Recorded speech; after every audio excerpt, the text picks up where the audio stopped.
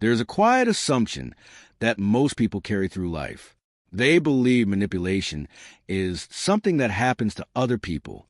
It happens to the naive, the inexperienced, the insecure, the gullible. Certainly not to someone intelligent. Certainly not to someone careful. Certainly not to someone who thinks of themselves. That belief is comforting. It is also one of the most dangerous illusions we ever accept, because manipulation rarely arrives wearing a disguise that says, "I am here to control you." If it did, no one would welcome it. Instead, it arrives as concern, as kindness, as advice, as loyalty, as obligation, as love, as opportunity, as fear, as guilt. Sometimes it even arrives disguised as your own thoughts. That is why the strongest chains are often invisible. The person wearing them believes they are completely free. There's an old story about a young elephant tied to a small wooden stake. When it is young, it pulls against the rope with all its strength. Again and again, it cannot escape. Eventually, it stops trying. Years pass. The elephant grows into one of the strongest animals on earth. It could pull the stake out of the ground without effort, but it never does. Not because the rope became stronger, because the belief became stronger. The rope now exists mostly inside its mind. Many people spend their entire lives living beside invisible stakes, not because someone continues holding them back, because years ago, someone convinced them where the limits were. You should be realistic. Don't dream too big. People like us don't do things like that.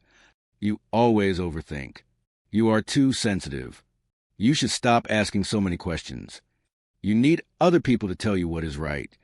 Those sentences may have been spoken only once. But repetition is not the only way an idea becomes powerful. Sometimes one sentence, spoken at exactly the right moment, quietly becomes part of your identity. Years later, you no longer hear the voice that planted it. You hear your own. And that is where manipulation becomes almost impossible to recognize. Because the loudest voice controlling your life may no longer belong to someone else. It may sound exactly like you. Have you ever caught yourself saying something like, "I'm just not confident. I've always been this way. I could never do that. I'm not a leader. I don't deserve more. I'll probably fail anyway." Those sentences feel personal. They feel original. But have you ever stopped to ask where they came from? Who taught you that? Who first convinced you that your possibilities were smaller than they actually were? The human mind learns through repetition, not only from books, from experiences, from families, from schools, from workplaces, from friendships, from every environment that quietly rewards certain behaviors and punishes others. Over time, these experiences become internal rules. Rules so familiar that we stop questioning them. Think about a fish born inside a glass aquarium. It spends its entire life believing the walls define reality. It swims to the edge, touches a glass, turns around. Eventually, it no longer tests the boundary, not because curiosity disappeared, because certainty replaced it. Then one day, the glass is removed. The fish continues swimming in the same invisible circle. The prison disappeared.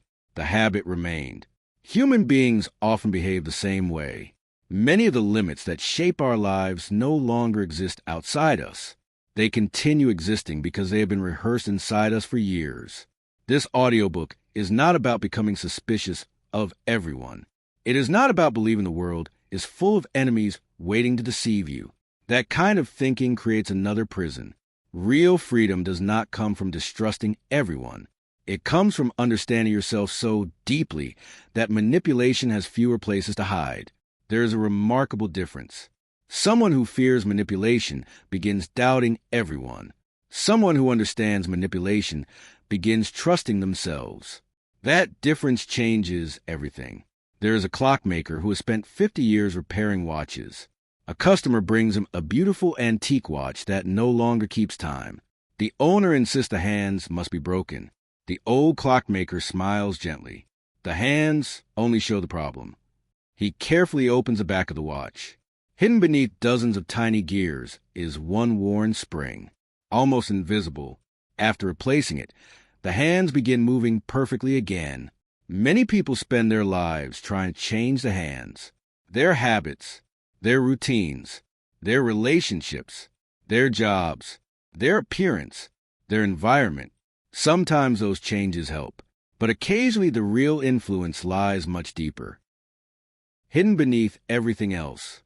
Until you understand what quietly moves your decisions, changing your behavior often feels like treating shadows instead of the object casting them. There is another misunderstanding that deserves attention. People often believe manipulation always involves another person. Not always. Sometimes the strongest manipulator is familiarity.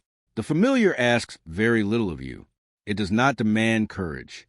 It does not require uncertainty. It simply whispers, "Stay where you know who you are." That whisper feels safe. But safety and freedom are not always the same thing. There was once a man who inherited a beautiful house from his parents. Every room carried memories. Every hallway reminded him of childhood. The roof leaked. The plumbing failed. The walls slowly crumbled. Friends encouraged him to move somewhere healthier. Each time he refused. Years later, someone asked why. His answer surprised everyone. "I don't know who I'd be anywhere else." Notice what happened.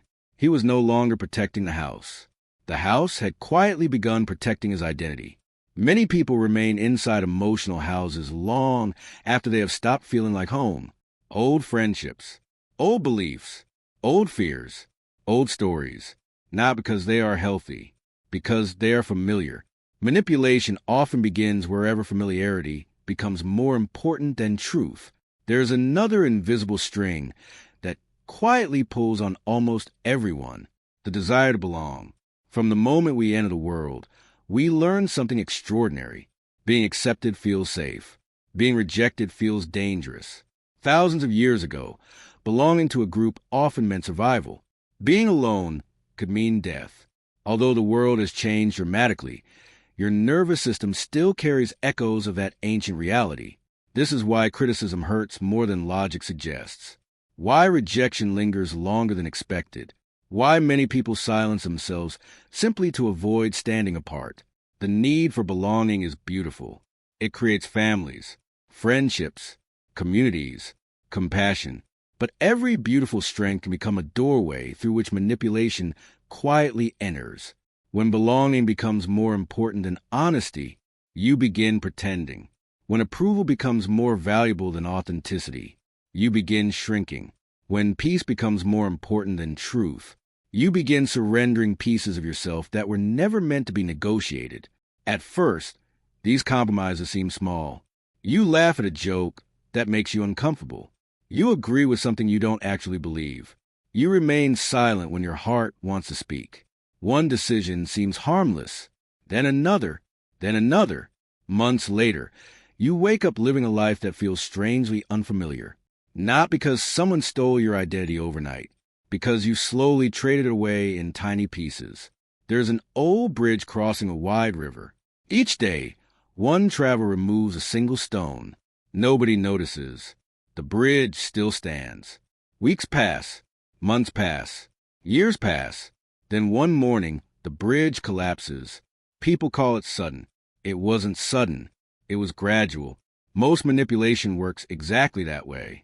Not through dramatic control, through tiny repeated concessions. One compromise, one apology for existing, one ignored instinct, one abandoned boundary, until eventually you no longer recognize the person making your decisions. There is something fascinating about truly free people. They rarely appear loud. They do not spend their lives proving their independence. They simply move through the world with remarkable clarity. They know when to say yes. They know when to say no. They are capable of listening without immediately agreeing. They are capable of caring without carrying everyone else's emotional weight. They can love deeply without losing themselves. That kind of freedom cannot be borrowed. It cannot be purchased. It cannot be inherited. It is built quietly, patiently, decision after decision, awareness after awareness. There is a sculptor standing before an enormous block of marble.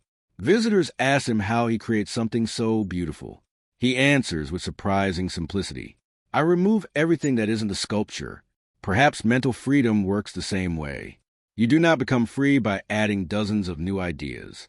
You become free by noticing what does not belong, the fear that was never yours, the guilt someone handed to you, the expectations you quietly accepted, the stories you inherited without questioning, the beliefs that expired years ago but still occupy space inside your mind. Freedom is often subtraction before it becomes addition. As you continue listening, you may notice something unusual happening, not around you, within you. Certain conversations may suddenly sound different. Certain habits may reveal hidden motives. Certain emotions may begin making more sense. You may even recognize invisible strings that have quietly influenced your choices for years. Do not rush to cut every string immediately. Some were tied there by frightened versions of yourself doing their best to survive. Understanding always comes before freedom. Compassion always travels farther than force. And perhaps the greatest discovery waiting ahead is this: what if the strongest person in the room is not the one who controls other people, but the one whose own mind can no longer be quietly controlled? Chapter 1. Why good people are the easiest to control. There is a strange belief that many people carry without ever saying it out loud. They believe that kindness protects them. If they are honest enough, people will treat them honestly. If they are generous enough, others will appreciate them. If they are patient enough, people will eventually change. If they always choose peace, life will reward them with peace. These beliefs sound beautiful. Some of them are. But there's another side to kindness that very few people are taught. Kindness without awareness can quietly become permission. Not permission to love you, permission to use you. The most manipulated people are often not selfish, cruel, or dishonest. Quite the opposite. They are caring, loyal, compassionate, helpful, responsible. They see the best in people. Even when the evidence asks them not to, they forgive quickly. They carry burdens that do not belong to them. They apologize for things they never caused. And somewhere along the way, they begin believing that being a good person means constantly making themselves smaller so everyone else can remain comfortable. That is not kindness. That is self-abandonment wearing the clothes of kindness. There was a young woman who worked in a busy office. Whenever someone missed a deadline, she stayed late to help. Whenever a co-worker needed a favor, she immediately agreed. When someone forgot an important meeting, she covered for them. Everyone described her the same way. She's wonderful. She's so dependable. We don't know what we'd do without her. Hearing those words felt good. She believed they meant she was respected. Months became years. She became more exhausted, more anxious, more overwhelmed. Yet every time she considered saying no, another thought appeared. If I disappoint them, they'll think I've changed. One afternoon, she overheard two co-workers talking. "Ask her," one of them laughed. "She never says no." The sentence lasted only a few seconds, but it shattered something inside her. She suddenly realized they were not admiring her generosity. They were depending on her inability to refuse. She had confused being valued with being available. There's a profound difference. Many people never discover it. The world often praises those who sacrifice themselves. But praise and respect are not always the same thing. Respect grows stronger when people know your kindness has boundaries. Praise often grows louder when your boundaries disappear. Your old self may have learned something very early in life. That love had to be earned. Perhaps you were praised only when you behaved perfectly. Perhaps you became the peacemaker in a family filled with conflict. Perhaps you learned that being useful made you feel safe. Perhaps you discovered that making everyone else happy reduced tension around you. None of these lessons make you weak. They make you adaptable. The problem begins when adaptation quietly becomes identity. A child who learns to keep everyone calm often becomes an adult who feels responsible for everyone else's emotions. A child who earns affection through achievement may become an adult who believes rest must always be justified. A child who avoids conflict to stay safe may become an adult who fears saying one honest sentence. The strategy survives long after the danger has disappeared. There's an old shepherd who owned a loyal sheepdog. Every day the dog worked tirelessly, guiding the flock across the hills. One winter the shepherd noticed something unusual. The dog had begun chasing shadows. Whenever a cloud moved across the grass, the dog sprinted after it as though danger had arrived. The shepherd gently called the dog back, again and again. Finally, the old man smiled sadly. It forgot what it was protecting. People do this too. Many of us continue protecting ourselves from dangers that no longer exist. Someone raises their voice. Immediately you become apologetic. Someone looks disappointed. You assume you have done something wrong. Someone withdraws emotionally. You begin chasing their approval, not because the present situation requires it, because your nervous system remembers an older story. Manipulation often succeeds because it does not create new fears. It quietly awakens old ones.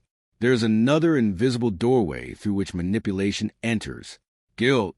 Guilt could be one of the healthiest emotions we possess.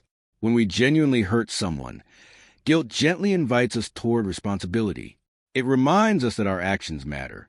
But guilt has an imposter. False guilt. False guilt appears whenever you begin feeling responsible for things that never belonged to you. Someone becomes angry because you set a healthy boundary. You feel guilty. Someone expects unlimited access to your time. You decline politely. You feel guilty. Someone refuses to respect your limits. They accuse you of becoming selfish. You feel guilty. Notice what happened. Your emotions no longer reflect your actions. They reflect someone else's expectations. There was an elderly baker who opened his shop before sunrise every morning. His bread was famous throughout the town. One afternoon, a customer became furious because the bakery had sold out. "You should have baked more," the man shouted. The baker listened quietly. "I baked enough for today." The customer stormed away. A young apprentice looked worried. "Should we apologize?" The old baker shook his head. There is a difference between disappointing someone and wronging someone. Those words carry remarkable wisdom. Many people spend years apologizing for disappointment that was never injustice. You are allowed to disappoint people. You are not required to betray yourself to prevent it. That sentence may feel uncomfortable. If it does, ask yourself why. Who first taught you that another person's disappointment automatically became your responsibility? Some lessons deserve questioning. There is another quality that makes good people especially vulnerable: empathy. Empathy is one of the most beautiful abilities a human being can develop. It allows us to comfort the grieving, understand different perspectives, forgive, build meaningful relationships. But empathy without discernment can become dangerous. There was a man who volunteered at an animal rescue center. One day, he found an injured fox caught in a fence. Carefully, he freed the frightened animal. The fox immediately bit his hand before running away. A child standing nearby looked confused. "But you were helping it." The volunteer wrapped his bleeding hand with a cloth. "I know." "Then why did it bite you?" "Because pain changes how frightened creatures see the world." That story contains two truths. First, hurting people sometimes hurt others. Second, understanding why someone behaves badly does not require accepting their behavior. Many compassionate people confuse these two ideas. They understand someone's childhood, their stress, their loneliness, their trauma, their fear. Eventually, they begin excusing patterns that continue harming them. Understanding explains behavior. It does not justify endless harm. There comes a point where compassion must include yourself. Otherwise, it slowly becomes another form of neglect. There is a quiet habit that often hides beneath manipulation: over-explaining. Have you ever noticed how quickly you begin justifying your decisions? "I can't come because..." "I said no because..." "I wasn't ignoring you. I just..." Many of us instinctively provide long explanations for simple choices. Why? Because somewhere we learned that our decisions require permission. Confident people rarely over-explain, not because they are rude, because they trust that respectful boundaries do not require lengthy defense. "No" is a complete sentence. So is "that doesn't work for me." So is "I've decided differently." The old self believes every boundary must win a debate. The wiser self quietly understands that not everyone needs to agree with your decisions for them to be right. There was a gardener whose property was surrounded by a wooden fence. Neighbors often admired his flowers. Occasionally, someone asked if they could pick one. Sometimes he smiled and said yes. Sometimes he politely declined. A visitor eventually asked how he decided. The gardener laughed softly. If I give away every flower, who will have a garden? Many people live exactly that way. They give away their time, their attention, their peace, their energy, their patience, their emotional stability, one flower at a time. Then one day they wonder why they feel so empty. Generosity without limits slowly becomes depletion. The healthiest rivers continue flowing because they are constantly replenished. A river that only gives eventually becomes dry. You are no different. There is another hidden doorway that manipulators often recognize long before their victims do. Your fear of conflict. Conflict feels uncomfortable to almost everyone, but discomfort alone does not make something wrong. Some conversations protect relationships. Others protect dignity. Others protect truth. Avoiding every difficult conversation may create temporary peace. It often creates permanent resentment. There was a violin with one string slowly loosening over time. The musician noticed it during rehearsals but kept postponing the repair. It still plays, he thought. Weeks later, during the most important performance of his career, the string snapped. The audience only saw the final moment. The real problem had begun much earlier. Small truths ignored today often become larger problems tomorrow. The same is true in relationships. A boundary delayed becomes resentment. Resentment unspoken becomes distance. Distance unspoken becomes silence. Silence maintained long enough becomes separation. Not every conflict destroys relationships. Sometimes avoiding conflict quietly destroys them instead. There is something remarkable about people who cannot easily be manipulated. It is not that they are colder, less caring, less compassionate. Quite the opposite. They care deeply, but they understand something essential. Kindness offered freely is beautiful. Kindness demanded is control. Love offered freely is beautiful. Love purchased through self-sacrifice eventually becomes resentment. Generosity given from abundance creates connection. Generosity given from fear slowly creates exhaustion. The strongest people are not those who never help others. They are the ones who never confuse helping with surrendering themselves. Perhaps that is where genuine freedom begins. Not by becoming suspicious of every person you meet. Not by hardening your heart. Not by refusing to trust. But by finally recognizing that your kindness was never meant to become the doorway through which your peace quietly escaped. And if the qualities you believe made you weak have actually been your greatest strengths all along, what happens when those strengths are finally protected by wisdom instead of fear? Chapter 2. The need to be liked is a hidden weakness. There is a question that quietly follows many people throughout their lives. It is rarely spoken aloud. It hides beneath conversations, decisions, relationships, and even dreams. It asks only one thing. Do they like me? It appears before you speak in a meeting, before you share an opinion, before you post something online, before you ask for what you deserve, before you say no, before you leave a relationship that no longer brings you peace. Most people believe they are making decisions based on logic. Very often, they are making decisions based on that single invisible question. The remarkable thing is that the need to be liked rarely feels like weakness. It feels like kindness, like humility, like being easy to get along with, like maturity. But hidden beneath those qualities can be something much more fragile. The fear that someone else's opinion has the power to decide your worth. There was a young musician who dreamed of performing his own songs. He practiced every evening after work. He wrote lyrics in old notebooks. He imagined standing on a stage one day, sharing something deeply personal with the world. One weekend, he finally gathered enough courage to perform at a small cafe. After his first song, most of the audience applauded warmly. But one man sitting near the back folded his arms and shook his head. The musician noticed him immediately.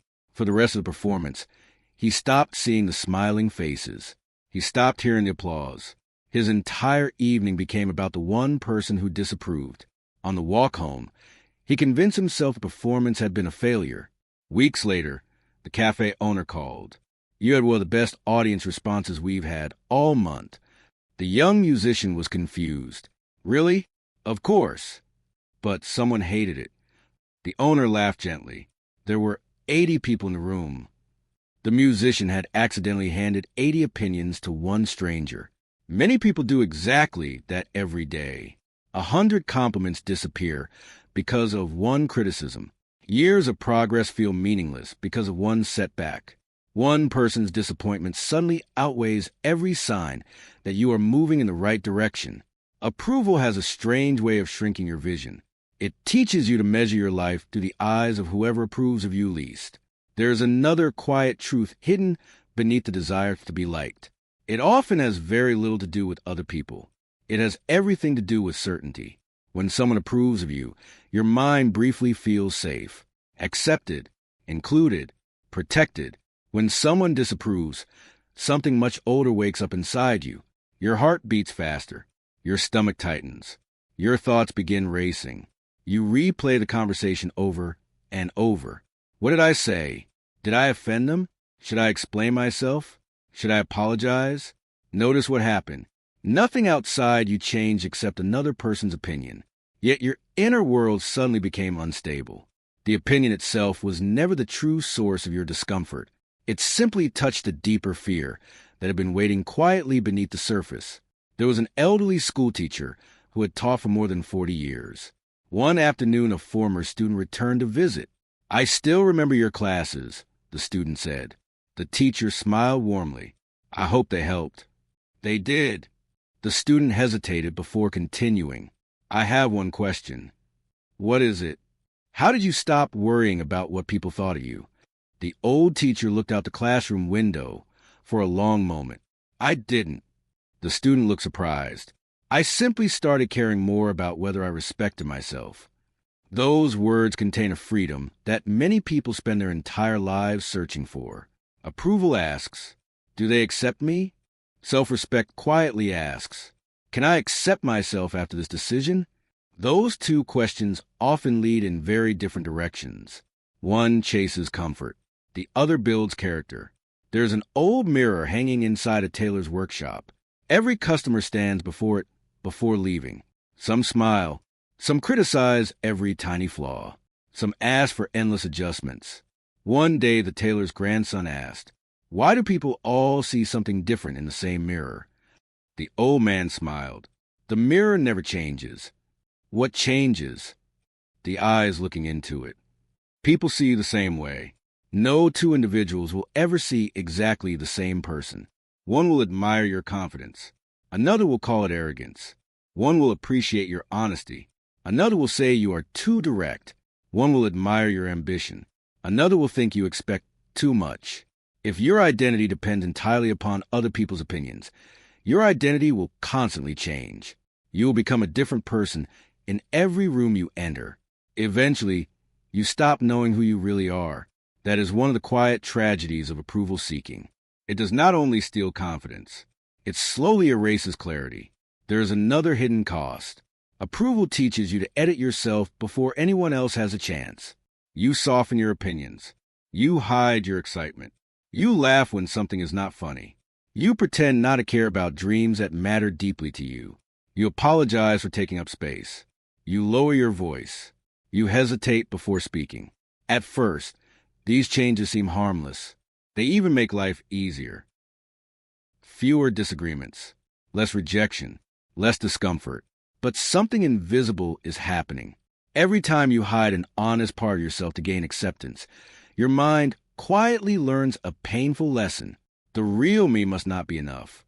That belief becomes dangerous because it no longer depends on what other people actually think.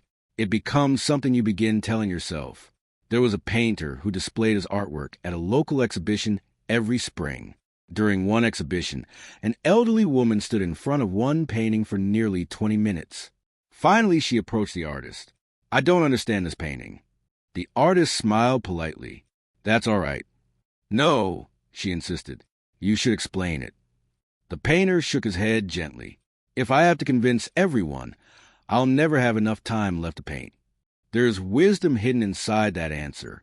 Not everyone will understand you. Some people are not meant to. Trying to earn universal approval is like trying to collect every drop of rain that falls from the sky. the effort becomes endless and completely impossible. There's another invisible habit that often grows alongside approval seeking: comparison. Once your worth depends upon external approval, your attention naturally shifts toward external measurement. Who is doing better? Who is more successful? Who receives more praise? Who has more followers? Who earns more money?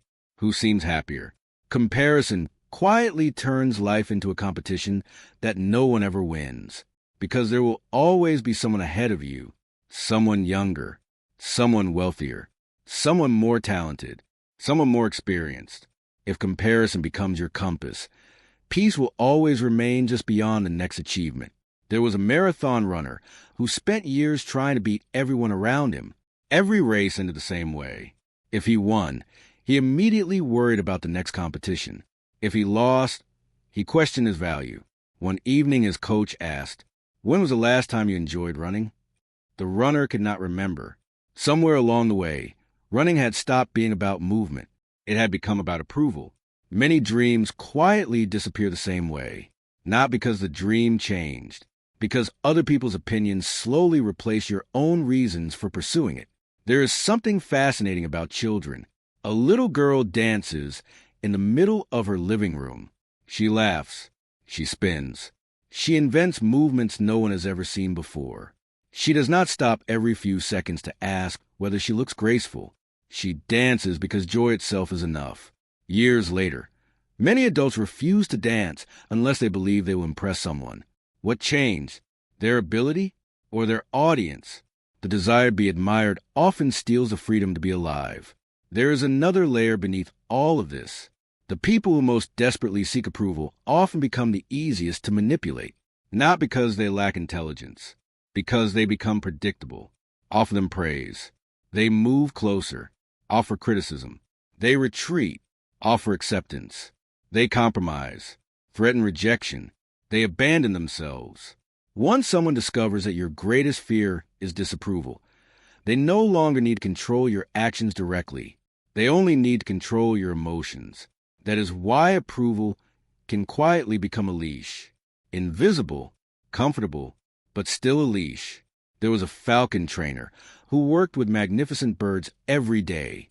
One visitor noticed that some birds remained tied with only a thin leather strap. Couldn't they fly away? They could. Then why don't they? The trainer looked toward the sky. Because they believe the strap is stronger than their wings. Many people have stronger minds than they realize, stronger voices, stronger values, stronger dreams, yet they remain emotionally tied to the opinions of people who may never truly understand them, not because those opinions are powerful, because they have quietly believed those opinions matter more than their own. Freedom begins the moment that balance changes. There is another misunderstanding worth noticing. Not caring about everyone's approval does not mean becoming cold. It does not mean ignoring feedback. It does not mean believing you are always right. Wisdom still listens. Humility still learns. Love still cares. But there's a profound difference between listening to feedback and living under authority. One expands your understanding. The other quietly shrinks your identity. Healthy people remain teachable. They simply refuse to become owned by every opinion they hear. There was an old oak tree standing at the edge of a village square. Every season, people gathered beneath its branches. Some admired its strength. Others complained that it blocked the sunlight. Children climbed it. Birds nested inside it. Travelers rested in its shade. The tree never tried to satisfy every visitor. It simply continued growing according to its own nature. That is why it remained standing long after generations had come and gone. Perhaps your life deserves the same quiet confidence. Not the confidence that demands admiration, the confidence that no longer depends upon it. Because the moment your self-worth no longer rises and falls with every opinion, you become much more difficult to control. And if your deepest freedom has never depended on convincing the world to like you, then whose voice have you been trying so hard to silence every time you chose approval over your own truth? Chapter 3. How your mind was programmed long before you knew it. There's a sentence that sounds uncomfortable at first. You did not choose many of the beliefs that now shape your life. You inherited them. before you learned to read, before you understood right from wrong, before you developed your own opinions, your mind was already learning. Every smile taught it something. Every criticism, every reward, every disappointment, every silence, every hug, every argument, every fearful expression on the faces around you. Long before you knew what the world was, your brain was quietly answering one question: what must I do to stay safe here? That question became the foundation of everything that followed. Most people think they are making conscious decisions. In reality, much of life runs on old instructions written years before they ever understood they were being written. There was once a man who bought an old piano from an antique shop. The instrument looked beautiful. Its polish reflected the afternoon sunlight. The keys gleamed like new. Yet every song sounded strangely wrong. He invited a piano tuner to inspect it. The old craftsman pressed a few keys before smiling. The problem isn't today's music. What is it then? The owner asked. The strings were tuned years ago, and they've been pulling every note in the wrong direction ever since. People are remarkably similar. Many of our lives are played using emotional strings that were tuned decades ago. Not by us, by the environments that first taught us how the world worked. A child who grows up hearing constant encouragement begins to believe the world is a place of possibility. A child who grows up hearing constant criticism often begins believing love must always be earned. Neither child made that decision consciously. Their nervous system simply adapted. And adaptation is one of the brain's greatest gifts. It keeps us alive. But the same gift that helps us survive can quietly imprison us long after survival is no longer the goal. There's a reason why people often react before they think. Someone raises their voice. Your shoulders tighten. Someone ignores your message. Your mind begins inventing explanations. Someone disagrees with you. Your heart starts racing. These reactions happen astonishingly fast. Not because you are irrational, because the brain prefers familiarity over accuracy. It would rather predict quickly than investigate carefully. That was an excellent strategy thousands of years ago. When danger often appeared without warning, hesitation could cost a life. But today's threats are often emotional rather than physical. Unfortunately, your nervous system does not always recognize the difference. It still reacts as though rejection might be fatal, as though embarrassment is a predator, as though criticism is a life-threatening event. There was a little boy who lived near a farmhouse. Every evening, the farmer rang a large brass bell before feeding the horses.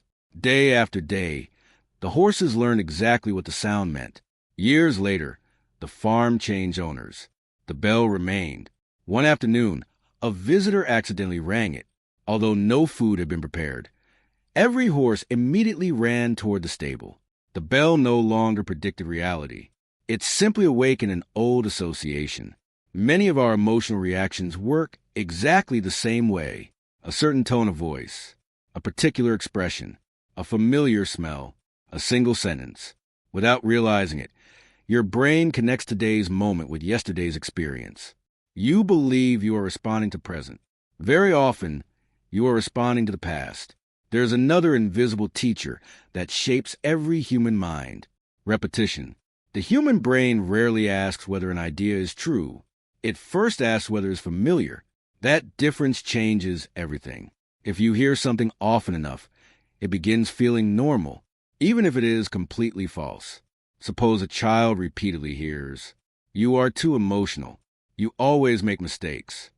Money is hard to earn. People cannot be trusted. Success changes people. Don't expect too much." Those words do more than describe reality. They quietly construct it. Eventually, the child no longer hears those sentences from other people. The child begins whispering them internally. Years later, those same beliefs sound like personal wisdom. "I've always been this way." No, perhaps you were simply told that long enough to believe it. There was an elderly potter who trained apprentices for decades. Each student shaped clay on the same spinning wheel. One apprentice kept creating crooked bowls despite working harder than everyone else. Frustrated, he blamed himself. "I'm just not talented." The old potter quietly inspected the equipment. The wheel itself leaned slightly to one side. "It isn't your hands, the teacher said. It's the surface you've been working on. How often do people judge themselves without first examining the foundation beneath them? You call yourself lazy. Perhaps you were never taught consistency. You call yourself weak. Perhaps you spent years surviving circumstances that demanded all your strength. You call yourself unworthy. Perhaps someone else's insecurity became your inner voice. Not every belief you carry belongs to you. Some arrived as uninvited guests. There is another force shaping your mind. Culture. Every society teaches invisible rules. Some are helpful. Some deserve questioning. Without realizing it, people absorb ideas about success, beauty, masculinity, femininity, status, failure, relationships, even happiness itself. These ideas become so common that questioning them begins to feel strange. There was once a village where every house had blue doors. For generations, no one painted their doors any other color. When a young carpenter moved into the village, he painted his door green. People stopped to stare. Some whispered. Others laughed. One elderly neighbor finally asked, "Why would you choose green?" The carpenter smiled. "I didn't know blue was a rule." The villagers looked at one another. Neither did they. No one remembered who had started it. They had simply continued repeating what everyone before them had done. How many invisible blue doors exist inside your own life? Beliefs accepted without examination. Habits copied without intention. Dreams abandoned because nobody around you believed they were possible. There is something comforting about conformity. It allows us to belong. But belonging has a hidden price when it asks us to stop thinking for ourselves. Your mind naturally seeks agreement. Agreement feels safe. Disagreement feels uncertain. That is why crowds become powerful. Not because everyone inside them is correct. Because certainty spreads quickly from person to person. One fearful voice creates another. One angry opinion multiplies. One confident lie begins sounding like truth simply because enough people repeat it. History has shown this countless times. Entire societies have believed things that later generations struggled to understand. Not because people were unintelligent. Because familiarity often disguises itself as truth. There is another programmer quietly working every day. Your environment. Walk into a peaceful library. Notice how naturally your voice becomes softer. Enter a crowded stadium. Feel how quickly your emotions rise with everyone else's. Spend enough time around pessimistic people. Your thinking slowly darkens. Spend enough time around hopeful people. Possibility begins feeling natural again. Human beings constantly borrow emotional information from people around them. This is one reason friendships matter so deeply. You slowly become fluent in emotional language spoken most often around you. There was a blacksmith who forged iron beside a roaring furnace every day.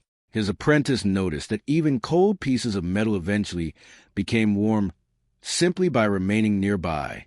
The blacksmith nodded. Everything absorbs its surroundings. People do too. Hope spreads. Fear spreads. Confidence spreads. Anxiety spreads. Not because emotions are contagious in some mystical way. Because the human brain is built to learn from its environment. Sometimes wisely. Sometimes blindly. There is another lesson most people never receive. Your mind is not trying to make you successful. It is trying to make you predictable. Predictability saves energy. The brain loves habits because habits require less effort than conscious thought. That is why you can drive familiar roads while barely noticing each turn. Why you brush your teeth without thinking. Why you automatically reach for your phone during moments of boredom. Habits free the conscious mind. But habits also protect beliefs. If you have repeated a certain emotional response for 20 years, your brain assumes it must still be useful, even if it no longer serves you. There was a watchmaker who repaired intricate mechanical clocks. One day a customer complained that his clock was running exactly 15 minutes slow every day. The watchmaker smiled. "It isn't broken." "Then why is it wrong?" "Because it keeps following yesterday's setting." How many people spend their lives following yesterday's settings? Yesterday's fears. Yesterday's identity.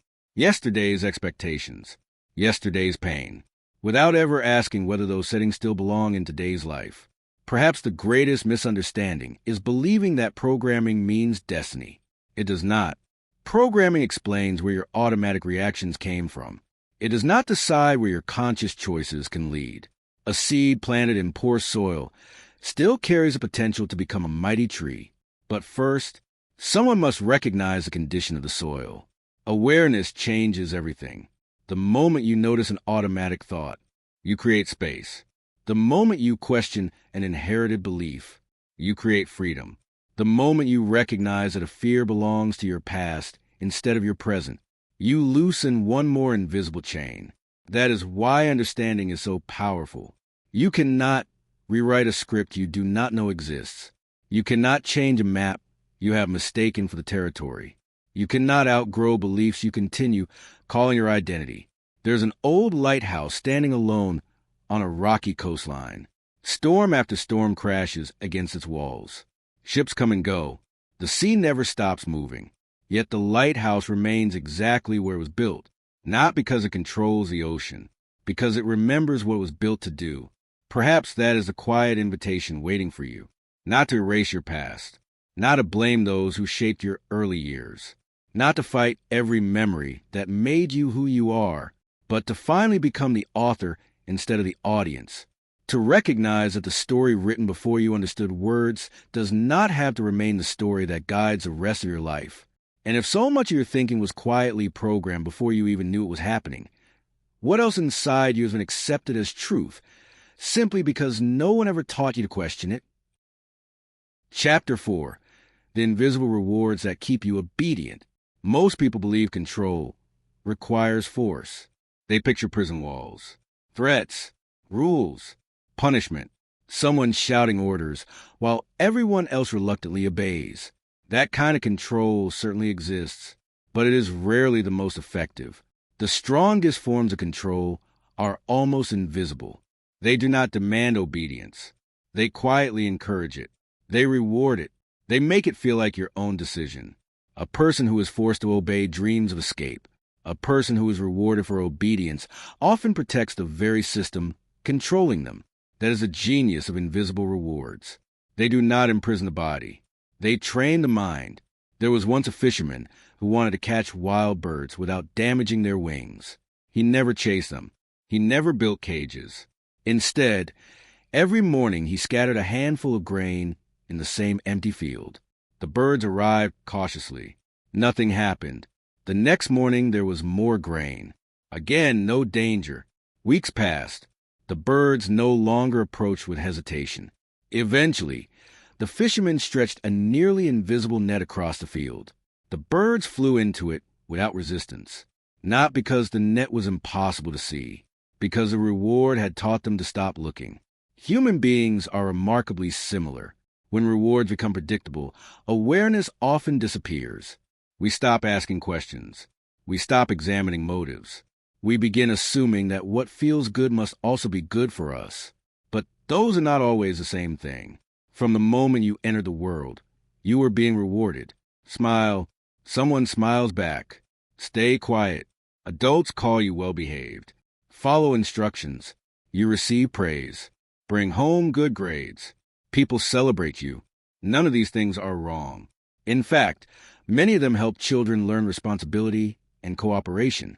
The problem begins when rewards quietly become conditions for feeling worthy. A child who hears, "I'm proud of you because you worked hard," learn something healthy. A child who repeatedly hears, "I'm proud of you only when you succeed," may learn something very different. Without realizing it, love begins feeling conditional. Achievement becomes survival. Failure becomes rejection. Years later, that child becomes an adult who works until exhaustion, who struggles to rest, who cannot enjoy success because another achievement is already waiting. Not because anyone is forcing them, because an invisible reward system has been operating inside them for decades. There was an elderly sculptor whose workshop overlooked a quiet valley. Visitors often admired the statues filling the room. One young apprentice asked him, "How do you stay motivated after all these years?" The old man smiled. "I stopped working for applause." The apprentice looked confused. "What do you mean? If your hands only move when someone is watching, he said quietly. They will eventually stop moving when the room becomes silent. Many people never realize how dependent they have become on applause. Not literal applause. Approval, recognition, compliments, validation. A simple message saying, "Well done. These things feel wonderful." There is nothing wrong with enjoying them, but there is danger when they become your emotional fuel. Because whoever controls the reward often begins controlling your behavior. There's another reward even more powerful than praise. Relief.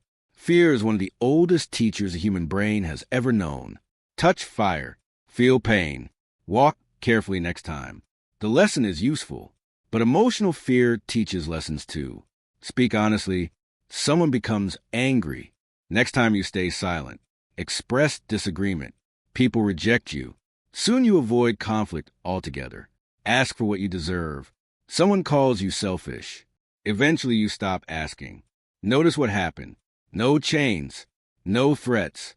No prison. Just repeated emotional consequences. The brain quietly concluded, this behavior is dangerous. There was a little girl who loved singing louder than anyone else. Every evening she filled the house with music. One afternoon, while guests were visiting, an impatient relative snapped, "Would you please be quiet for once?" The room became silent. The little girl nodded. She never stopped singing completely. But from that day forward, she only sang when she was certain no one could hear her. One sentence, one moment, one invisible lesson. Years later, she could not understand why public speaking terrified her. The memory had faded. The programming had not. This is how fear often works. It rarely announces itself. It quietly changes your future behavior. There is another invisible reward that few people recognize. Belonging. Human beings have always depended on one another. Long before cities existed, long before money, long before technology. Being accepted by the group often meant survival. Being rejected could mean death. Although modern life looks very different, your nervous system still carries traces of that ancient reality. That is why exclusion hurts. Scientists have found that social rejection activates many of the same brain regions involved in physical pain. Your brain treats rejection as something important because, for thousands of years, it truly was. Manipulators understand this instinct even if they cannot explain it. Sometimes all they need to do is hint that you might lose your place. You've changed. Everyone else agrees. I thought you cared about us. If you really loved me, if you were loyal. Notice how quickly those words create pressure. Not because they prove anything, because they awaken your ancient fear of standing alone. There was once a village where everyone gathered beneath the same enormous tree every evening. One young man began questioning certain traditions that no longer made sense. He spoke respectfully. He listened carefully. But many people disliked hearing unfamiliar ideas. Eventually someone whispered, "Maybe he doesn't belong here anymore." The young man stopped speaking, not because his ideas had become weaker, because belonging suddenly felt more valuable than honesty. How often do people silence themselves for exactly the same reason? Not because they are wrong, because loneliness feels frightening. There is another force quietly shaping human behavior: obligation. Obligation begins as something beautiful. Parents care for children. Friends help one another. Communities support those in need. Healthy obligation strengthens relationships. Unhealthy obligation quietly replaces freedom. There was a wealthy merchant who often invited travelers into his home. He offered generous meals, comfortable beds, warm hospitality. Before they left the next morning, he never asked for payment. Instead, he sighed deeply. "I suppose you'll remember everything I've done for you." Most travelers immediately felt uncomfortable. Within moments, they began offering favors, promises, services, not because they wanted to, because gratitude had quietly transformed into debt. Real generosity expects nothing in return. Manipulation often disguises debt as kindness. You begin feeling that saying no would somehow erase every favor someone has ever done for you. Healthy relationships never keep invisible scorecards. They give because they choose to, not because they are purchasing future obedience. Perhaps the most fascinating reward system of all is one discovered by accident many years ago. A trainer noticed something unusual while teaching animals. When rewards came every single time, learning happened. But eventually enthusiasm faded. Then he tried something different. Sometimes there was a reward. Sometimes there wasn't. Suddenly the animals became even more determined. They kept trying longer, working harder, waiting with greater anticipation. The uncertainty itself became addictive. Human beings respond in much the same way. Think about checking your phone. Sometimes there is an exciting message, sometimes nothing, yet you keep checking. Not because every check is rewarding, because you never know which one will be. Casinos understand this principle. So do social media platforms. So do many unhealthy relationships. There are people who give affection unpredictably. One day they are warm. The next day was distant. 1 week full of compliments. The next week I am emotionally unavailable. Their kindness appears just often enough to keep hope alive. You spend enormous amounts of emotional energy chasing the version of them you occasionally receive, not realizing that the uncertainty itself has become the trap. There was an old lighthouse keeper who cared for a lonely island beacon. One evening a sailor asked, "Why do ships become lost even when the light is visible?" The keeper answered, "Because sometimes they stop trusting the stars and begin chasing reflections on the water." That sentence describes many relationships. Real love is steady. Manipulation is unpredictable. Steadiness creates peace. Uncertainty creates obsession. There's another invisible reward operating almost everywhere. Status. People enjoy feeling admired, respected, important. There is nothing inherently wrong with this. Recognition can encourage excellence. But status becomes dangerous when it replaces character. A man may stay in a miserable career because of the title. Another remains in a destructive friendship because of social acceptance. Someone else buys things they cannot afford simply to appear successful. None of these decisions are made freely. They are purchased with invisible rewards. The approval of strangers, the admiration of acquaintances, the illusion of significance. True confidence does not need constant witnesses. There was an old clock hanging in the town square. Every hour people glanced at it before continuing their day. One winter, heavy snow covered its face. For several days, no one could read the time. Life continued anyway. Children still laughed. Markets still opened. Birds still flew across the sky. The clock mattered. But life had never depended on people looking at it. Many of us quietly mistake attention for importance. They are not the same. Attention comes and goes. Character remains. Perhaps the greatest freedom a person can discover is learning to notice the invisible rewards before they begin making decisions. Before saying yes, ask yourself, am I acting from conviction or from the hope of being praised? Before remaining silent, ask, am I protecting peace or avoiding discomfort? Before feeling guilty, ask, have I actually done something wrong, or have I simply disappointed someone's expectations? Those small questions slowly weaken invisible chains, because every reward loses part of its power the moment you become aware of it. There's an old mountain path that winds through a dense forest. For years, travelers unknowingly followed it because everyone before them had done the same. Then one day, a young explorer climbed higher than anyone else. From the summit, he looked down and noticed something surprising. The familiar path was not the shortest. It was simply the oldest. Sometimes awareness does not create a new road. It simply reveals that you were never required to keep walking the old one. And perhaps that is the quiet beginning of mental freedom. Not refusing every reward. Not rejecting every compliment. Not distrusting every act of kindness. But finally recognizing the invisible strings attached to the rewards that ask you to surrender pieces of yourself. Because the moment your choices are guided by your values instead of invisible rewards, obedience quietly gives way to freedom. Chapter 5. When your emotions stop belonging to you. There's something extraordinary about the human mind. It can enter a room and begin changing before a single word is spoken. You walk into a cheerful gathering. People are laughing, smiling, talking with excitement. Within minutes, your own mood begins to lift. On another day, You enter a room where everyone seems tense. Conversations become shorter. Faces appear serious.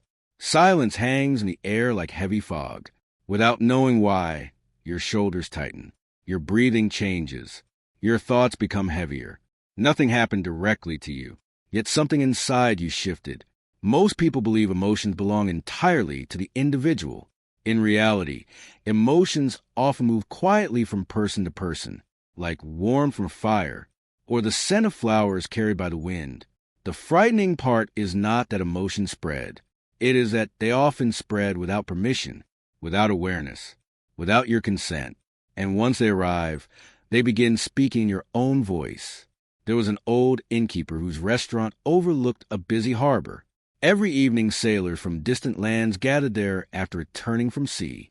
One stormy night, a captain burst through the door, shouting in frustration. His crew followed behind him in silence. Within minutes, conversations across the room became quieter. People stopped laughing. The musicians played more softly. The atmosphere itself seemed to grow heavier. Later that evening, another traveler entered carrying joyful news about the birth of his daughter. His smile spread from table to table. Soon strangers who had never met him were smiling too. The innkeeper watched all of this with quiet fascination. People believe they bring only themselves into a room, he often said. They forget they also bring their weather. Every human being carries emotional weather. Some people arrive like sunshine, others like storms. Neither remains completely contained within them. We constantly influence one another in ways we barely notice. There is a reason babies often begin crying when another baby cries. Nobody teaches them to do it. Their nervous systems respond automatically, long before language exists.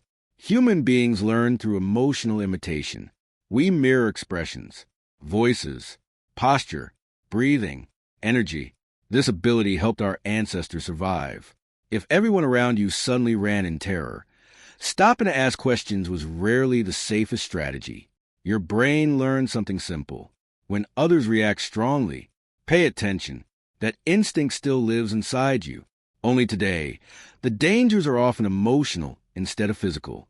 Someone panics. Soon everyone feels anxious. Someone becomes outraged. Within hours, thousands of people share the same anger. Someone begins worrying endlessly. Those closest to them slowly begin carrying the same weight, not because they consciously choose to, because human beings are wired to synchronize. There was once a violinist who joined an orchestra for the first time. During rehearsal, he noticed something surprising. No one looked directly at the conductor every second. Instead, each musician subtly adjusted to everyone else. One violin changed tempo. The others followed. One section grew louder. The rest naturally responded. Together, they created harmony. But if one player consistently drifted off rhythm, eventually the entire performance suffered. Relationships work much the same way. Whether you realize it or not, you are constantly tuning yourself to the emotional rhythm of the people around you. The question is, who is setting the tempo? Many people spend years believing they are emotionally unstable. In reality, they are emotionally surrounded. Spend enough time around chronic pessimism. Optimism begins feeling unrealistic. Spend enough time around constant criticism. You begin criticizing yourself. Spend enough time around fear. Courage starts feeling reckless. Eventually, you stop recognizing which emotions actually belong to you. There's another invisible process quietly taking place. The human brain possesses remarkable cells that help us understand other people. When you watch someone smile, certain parts of your own brain become active, as though you were smiling too. When you watch someone in pain, parts of your nervous system respond, as though experiencing a small echo of that pain. This ability allows compassion, connection, empathy. Without it, relationships would feel mechanical. But every gift carries responsibility.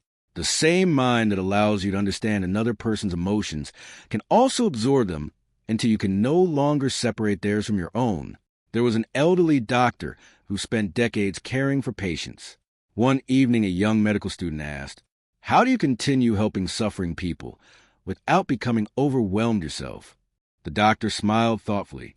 "I learned the difference between holding someone's hand," he said quietly, and carrying them home. The student frowned. I don't understand. You can walk beside another person's pain, the doctor replied. You do not have to move into it. Many compassionate people never learn that distinction. They mistake empathy for emotional ownership. A friend is anxious. Soon you cannot sleep. A co-worker is constantly angry. You become irritable. Someone close to you lives in fear. Gradually you begin expecting disaster too. Little by little, another person's emotional world quietly becomes your own. This is one reason emotionally manipulative people often affect others so deeply. They may never tell you exactly what to feel. Instead, they create an atmosphere. They sigh dramatically. They withdraw without explanation. They become cold, critical, moody, unpredictable. Before long, everyone around them begins adjusting their behavior to avoid upsetting them. Notice what has happened. The emotional climate of one person has begun governing the actions of many without issuing a single command. There was a wealthy landowner who kept a beautiful greenhouse filled with rare plants. One day he noticed that every flower nearest the entrance had begun bending in the same direction. He assumed something was wrong with the plants. An old gardener smiled. The flowers are healthy. Then why do they all lean? They've been following the light. The flowers were never weak. They simply grew toward whatever illuminated them most consistently. People often do the same thing emotionally. Whatever emotional energy surrounds you most frequently begins shaping your own, not because you lack strength, because growth naturally follows exposure. There's another subtle trap. Many people believe being affected by someone else's emotions proves they care. It certainly can, but caring and absorbing are not the same thing. You can love someone deeply without becoming responsible for every feeling they experience. You can support someone through grief without drowning in it yourself. You can stand beside someone in darkness without extinguishing your own light. Healthy compassion creates connection. Unhealthy compassion quietly erases boundaries. There was once a lighthouse standing on a rugged coastline where storms were common. Ships depended upon its steady beam to find safety. One young sailor asked the keeper, "Why doesn't the lighthouse chase the ships during the storm?" The old keeper smiled. "If the lighthouse left its place," he said, "everyone would be lost." Think about those words. The lighthouse helps because it remains steady, not because it joins every wave. Some people spend their lives chasing every emotional storm around them, trying to calm everyone, rescue everyone, comfort everyone, fix everyone. Eventually they become exhausted, not because they cared too much, because they forgot to remain anchored. There is another emotion that spreads more quickly than almost any other: fear. Fear rarely stays isolated. One frightened voice becomes two. Two become 10. 10 become a crowd. Crowds often feel certain. Certainty makes fear appear truthful. But emotion is not evidence. There was a rumor in a small village that wolves had returned to the nearby forest. No one had actually seen one. Still, fewer people ventured outside. Parents kept children indoors. Merchants closed their shops earlier. Weeks later, a hunter carefully searched the forest. He found no wolves, only frightened people responding to frightened people. Sometimes fear survives long after the danger disappears, not because reality supports it, because people keep passing it to one another. This happens in families, friendships, workplaces, entire societies. Anxiety becomes tradition. Pessimism becomes culture. Suspicion becomes identity. No one remembers where it began. Everyone simply keeps carrying it. There is another sign that your emotions may no longer belong entirely to you. You begin changing your personality depending on who enters the room. Around one person you become tense. Around another you become apologetic. Around someone else you become unusually quiet. Not because your character changed, because your nervous system has learned different emotional languages for different environments. It is adapting, sometimes wisely, sometimes unnecessarily. Freedom begins when you notice the difference. There was an artist famous for painting landscapes. Visitors often asked how he created such peaceful scenes. He always answered the same way: "I spend more time choosing where I stand and deciding what to paint." Perspective changes everything. So does proximity. If you remain close enough to emotional chaos for long enough, chaos begins feeling normal. If you remain close enough to peace, peace begins feeling familiar too. This is why protecting your emotional environment is not selfish. It is wisdom. The people around you are not merely influencing your schedule. They are quietly shaping your inner world. There is one final lesson worth remembering. Not every emotion deserves immediate trust. Sometimes you are tired, sometimes hungry, sometimes overwhelmed, sometimes carrying stress that was never yours to begin with. The next time a powerful feeling suddenly appears, pause. Ask yourself gently, when did this begin? What happened just before I started feeling this? Who have I been spending time with? Is this emotion pointing towards something inside me, or have I unknowingly borrowed it from someone else's storm?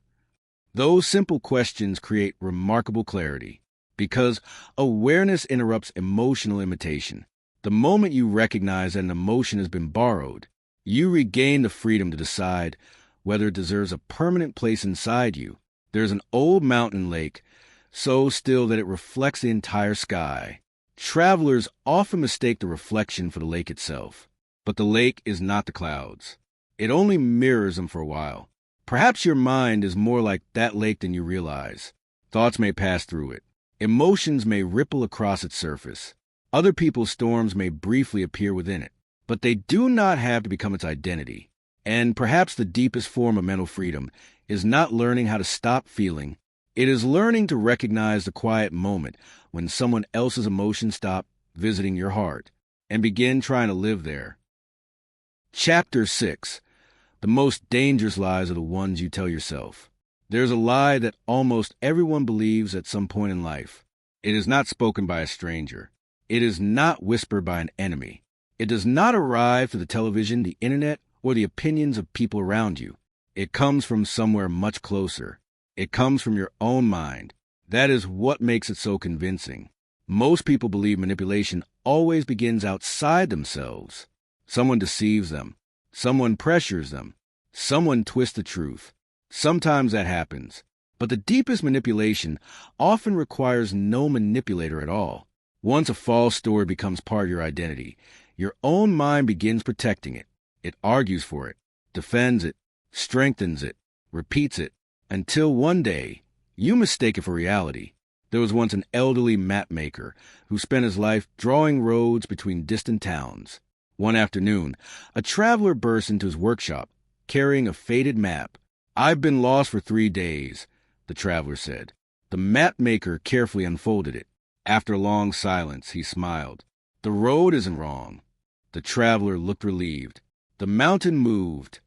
The old man gently shook his head. "No." He placed his finger on the paper. "You've been holding the map upside down." The traveler had not been following the wrong road. He had been looking at it through the wrong perspective. Many people live exactly this way.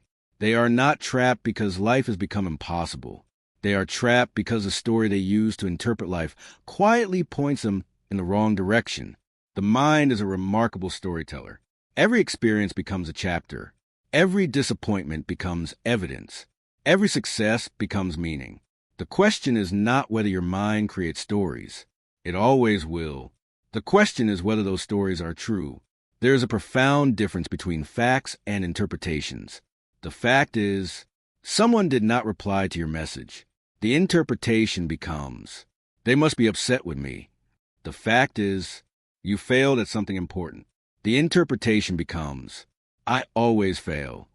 The fact is, someone criticized your work. The interpretation becomes, I'm simply not good enough. Facts describe events. Stories assign meaning. And very often, the suffering comes not from the event itself, but from the meaning you quietly attach to it. There was an old photographer who displayed 2 pictures taken from the same hilltop. One photograph showed a breathtaking sunrise. The other looked cold and lifeless. Visitors assumed they had been taken in different places. The photographer smiled. They were taken 12 hours apart. The landscape had never changed, only the light. Human beings often judge their entire lives from the emotional lighting of a single moment. A painful day becomes proof that life is unfair. One rejection becomes evidence that love is impossible. One mistake becomes confirmation that success belongs to someone else. The landscape remains the same. The lighting changes, yet the story feels permanent. There's another quiet habit that shapes every human mind: rationalization. Rationalization is one of the brain's cleverest inventions. It protects us from discomfort. Instead of admitting painful truths, it quietly creates believable explanations. I didn't really want that opportunity. They were probably jealous anyway.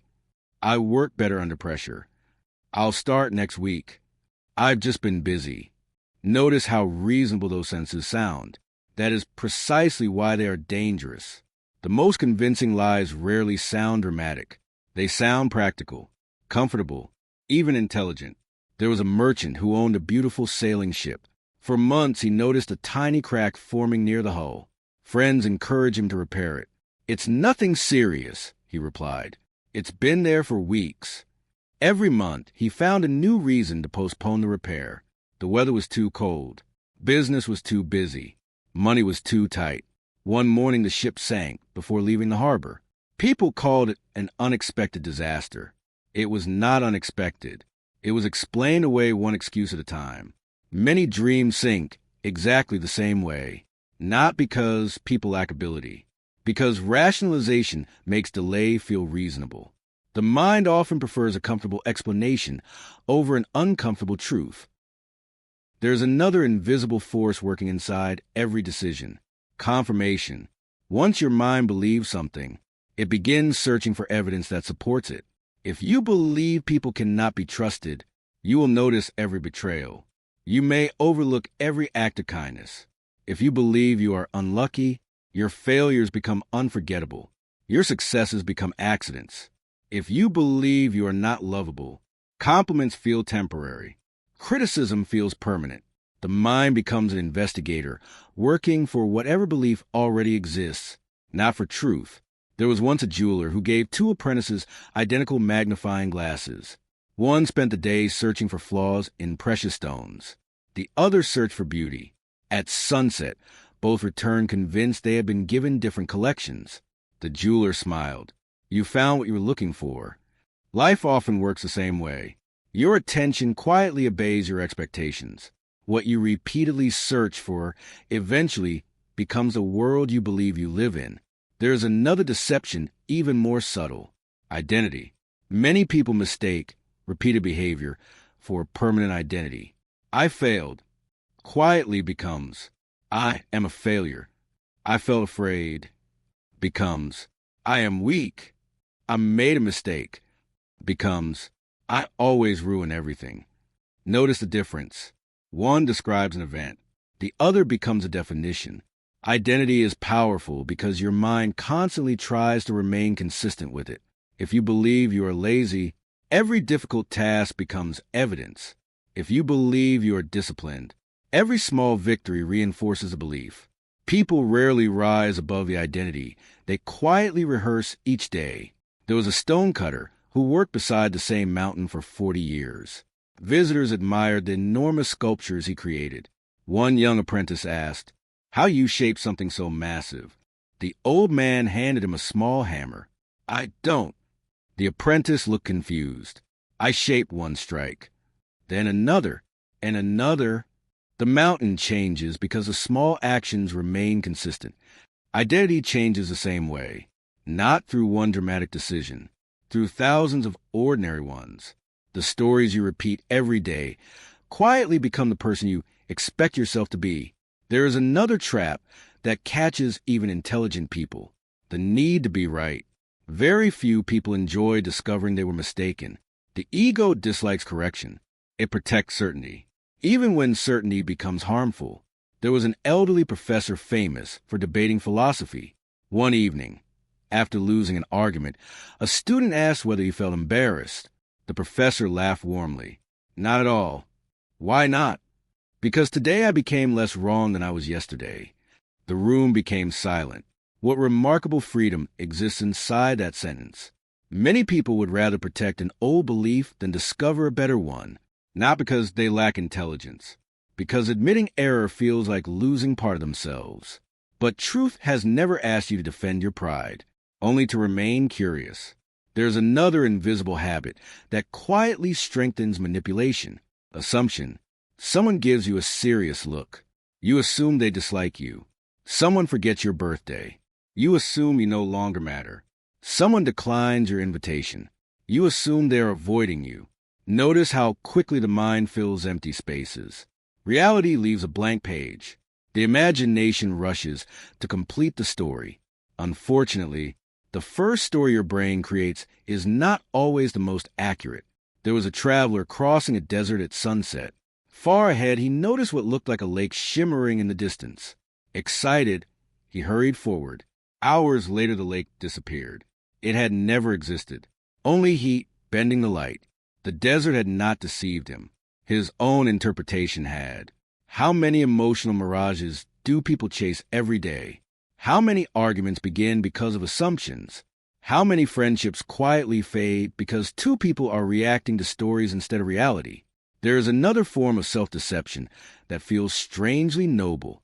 Self-sacrifice without honesty. A person keeps saying yes, keeps giving, keeps helping, keeps smiling. Meanwhile, resentment quietly grows beneath the surface. Eventually, they explode. Everyone around them feels shocked, but you never said anything. Exactly. Silence often disguises itself as kindness, until it suddenly becomes anger. Truth spoken early usually hurts less than resentment spoken late. There is another quiet lie that many people carry. This is just who I am. Sometimes that sentence reflects genuine self-acceptance. More often it becomes a prison. I've always been anxious. I've always been shy. I've always avoided conflict. I've always needed people's approval. Perhaps, but always is a dangerous word. It quietly convinces you that growth is impossible. The past explains patterns. It does not predict destiny. There was an old gardener who inherited an abandoned orchard. Many trees had grown crooked after years without care. Visitors insisted they would never produce good fruit again. The gardener simply smiled. Every spring he patiently trimmed one branch after another. Years passed. The trees did not become perfect, but they grew stronger, straighter, healthier. The orchard had not been trapped by its past. It had simply needed consistent care. Human beings are remarkably similar. Your history influences you. It does not imprison you, unless you continue repeating the story that it does. Perhaps the greatest lie of all is not, I am weak, or I am unworthy, or I cannot change. Perhaps the greatest lie is far quieter. It simply says, this is reality, without ever asking, according to whom, based on what, supported by which evidence. Questioning your thoughts does not mean distrusting yourself. It means respecting yourself enough to separate truth from habit. Not every thought deserves belief. Not every fear deserves obedience. Not every emotion deserves authority. The healthiest minds are not the ones that never produce distorted stories. They are the ones willing to examine those stories before building a life around them. There was an old librarian who had spent decades collecting rare books. One evening, a young visitor asked him, which book is the most dangerous in this entire library? The librarian walked slowly through the shelves before placing his hand gently on the young man's shoulder. The one you never realize you're reading. Those words deserve to remain with you. Every day your mind opens a book. Some chapters are written by memory, some by fear, some by hope, some by pain. The question is, who is holding the pen now? Because the moment you begin questioning the stories that once felt unquestionable, the invisible chains around your mind begin to loosen. And perhaps true mental freedom is not found by believing every thought that enters your mind, but by becoming wise enough to recognize that even your own voice can sometimes become the most convincing manipulator you will ever meet. Chapter 7. Learning to disappoint people without feeling guilty. There's a sentence that many people spend their entire lives trying to avoid. No, it is only 2 letters, a single syllable, a simple word.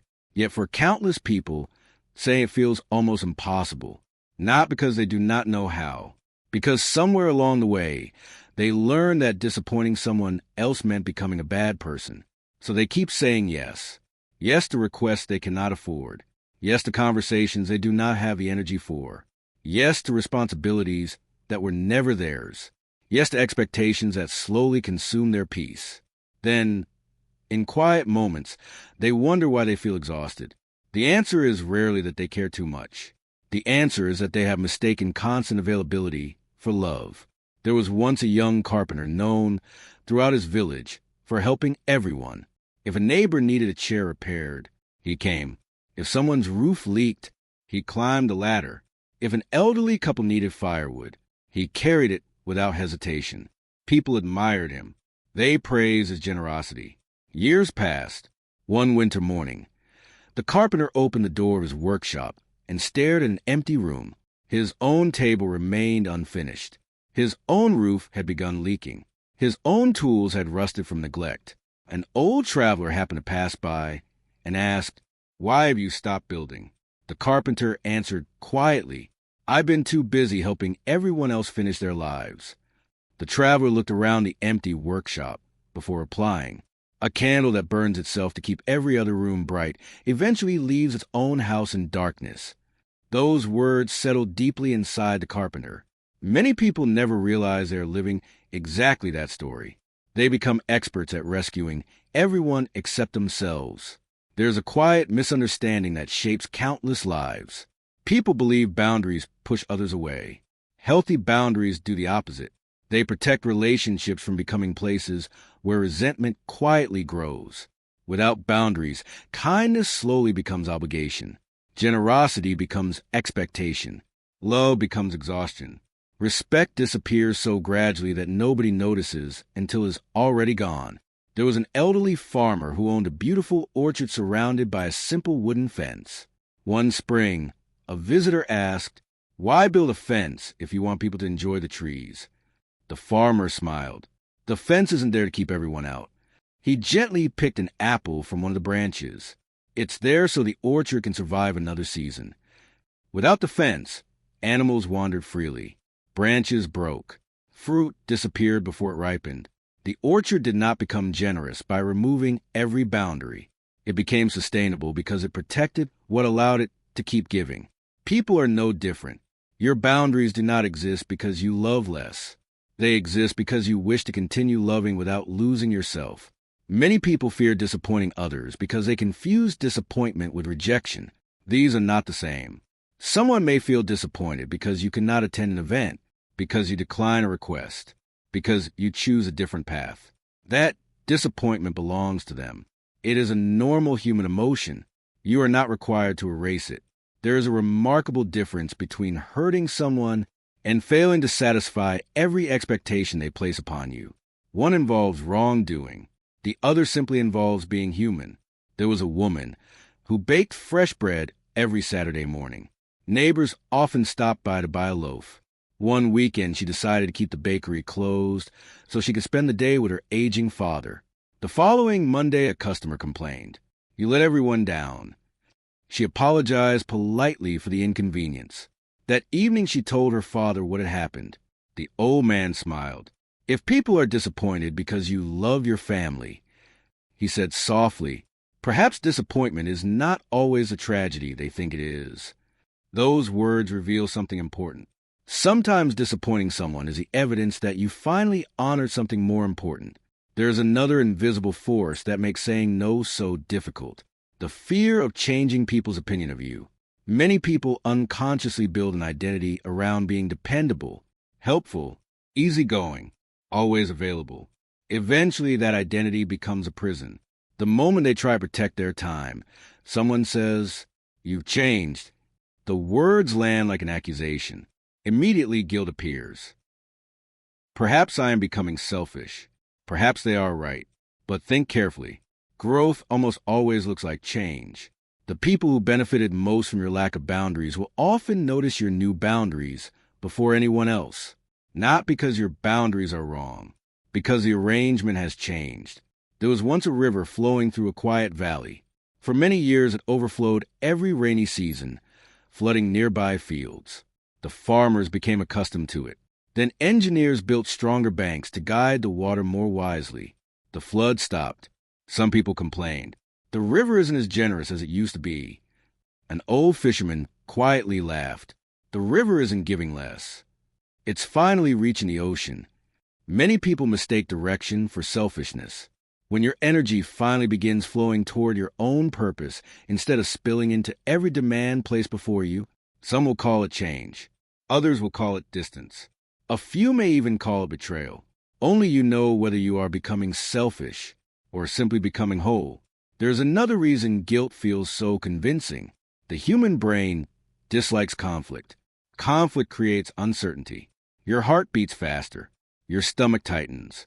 Your thoughts race ahead, imagining worst-case scenarios. Someone may become angry. Someone may misunderstand. Someone may walk away. To avoid that discomfort, many people surrender long before the conversation even begins. They sacrifice honesty for temporary peace. The problem is that peace purchased through silence rarely lasts. There was an old bridge connecting two villages separated by a wide river. Each year, tiny cracks appeared in its foundation. The builders knew they should repair them. But closing the bridge for repairs would inconvenience everyone. So they postponed the work. Again and again. One autumn morning, the bridge collapsed under ordinary weight. People called it a sudden disaster. It had never been sudden. The cost of avoiding temporary discomfort had simply become much greater. Relationships often follow the same pattern. One difficult conversation avoided becomes 10. 10 become distance. Distance becomes resentment. Resentment eventually becomes separation. Honest discomfort today often prevents lasting pain tomorrow. There is another lesson that changes everything once you truly understand it.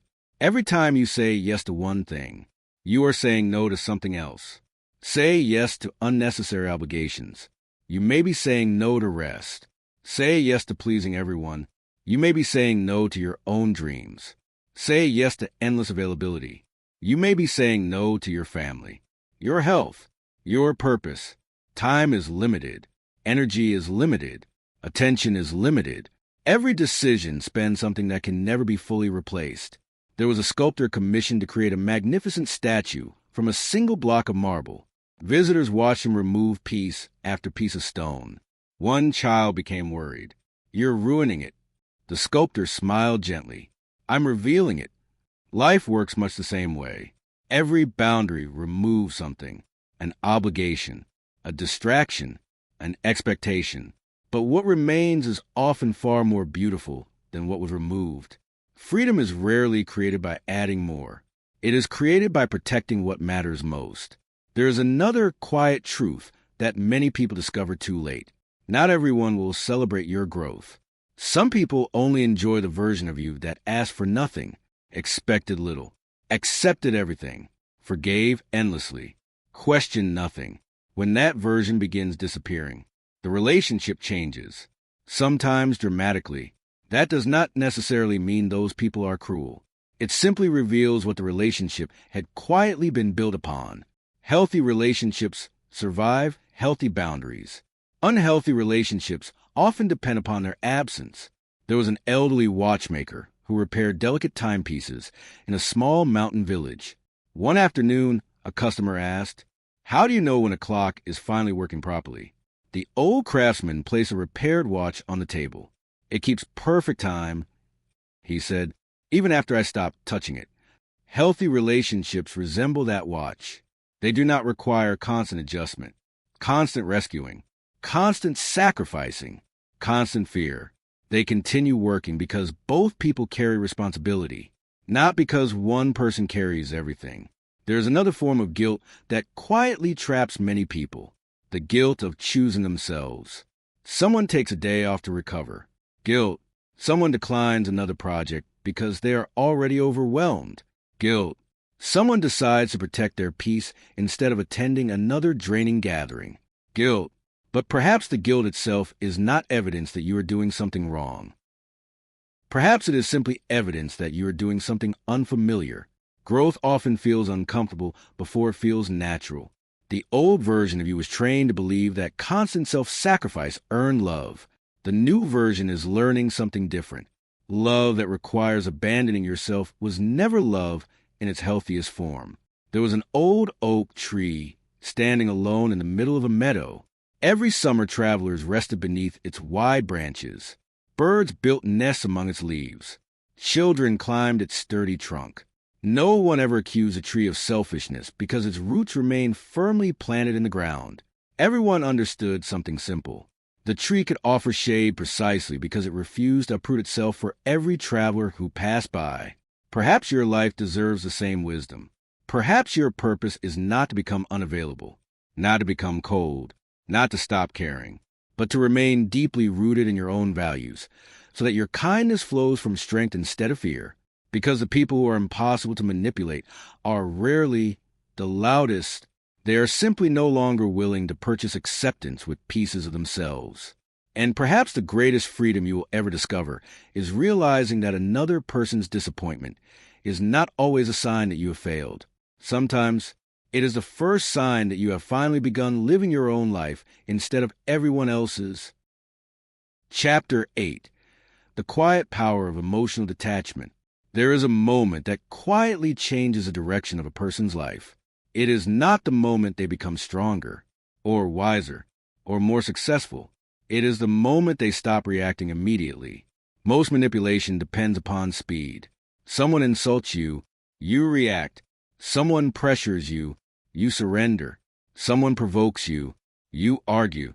Someone makes you feel guilty, you apologize.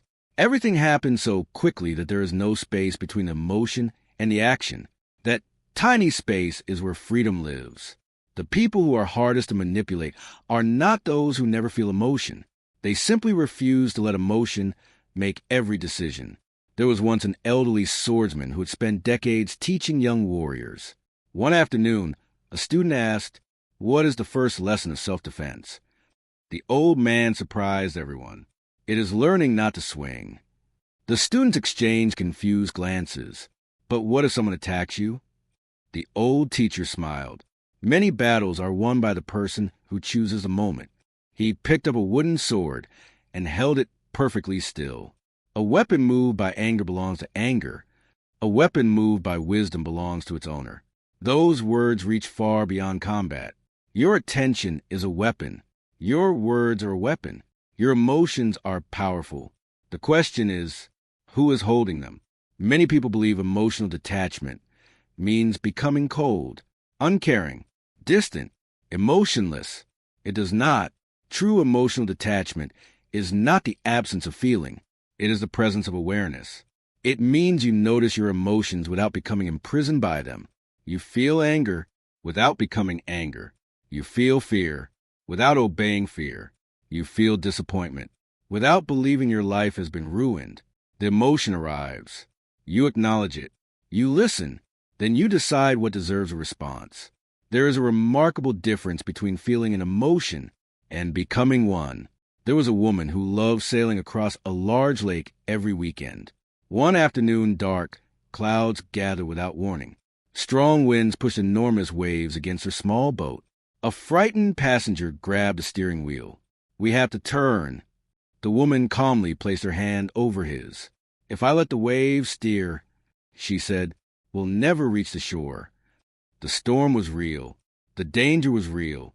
But panic would only have given the storm another captain. Life often works the same way.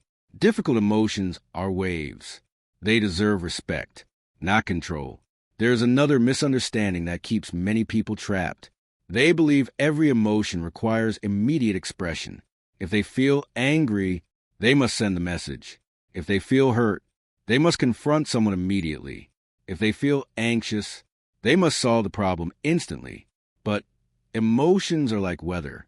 Some storms disappear if you simply stop walking into them. There was an old fisherman who studied the sea more carefully than anyone in the village. Visitors often asked how he knew when it was safe to sail. He smiled. "I don't argue with the waves."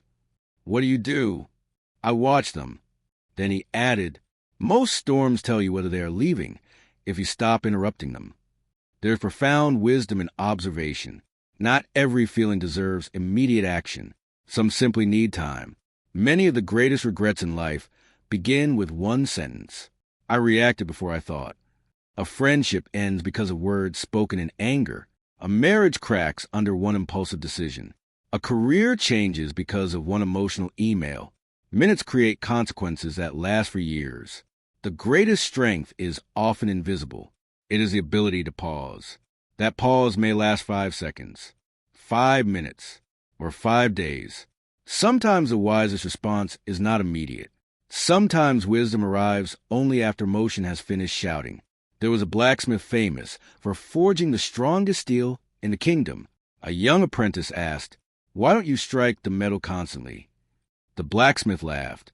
"If I strike without watching," he replied, "I destroy what I am trying to shape." He waited patiently between each hammer blow, watching, listening, adjusting. Life asks us to do the same. Respond, pause, observe, respond again. Reaction is fast. Wisdom has rhythm.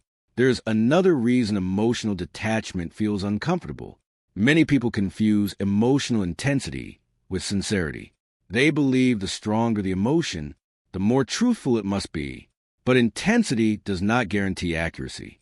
A frightened child may believe there is a monster beneath the bed. The fear is real. The monster is not.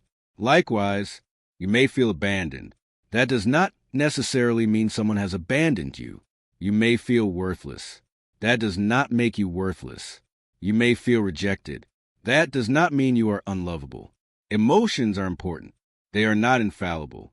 There was once a traveler crossing a dense forest guided only by a compass. One afternoon, lightning struck nearby, briefly disturbing the compass needle.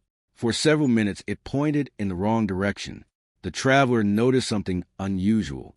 The mountains no longer matched the map. Instead of blindly trusting the needle, he stopped walking. He waited. Eventually, the compass settled.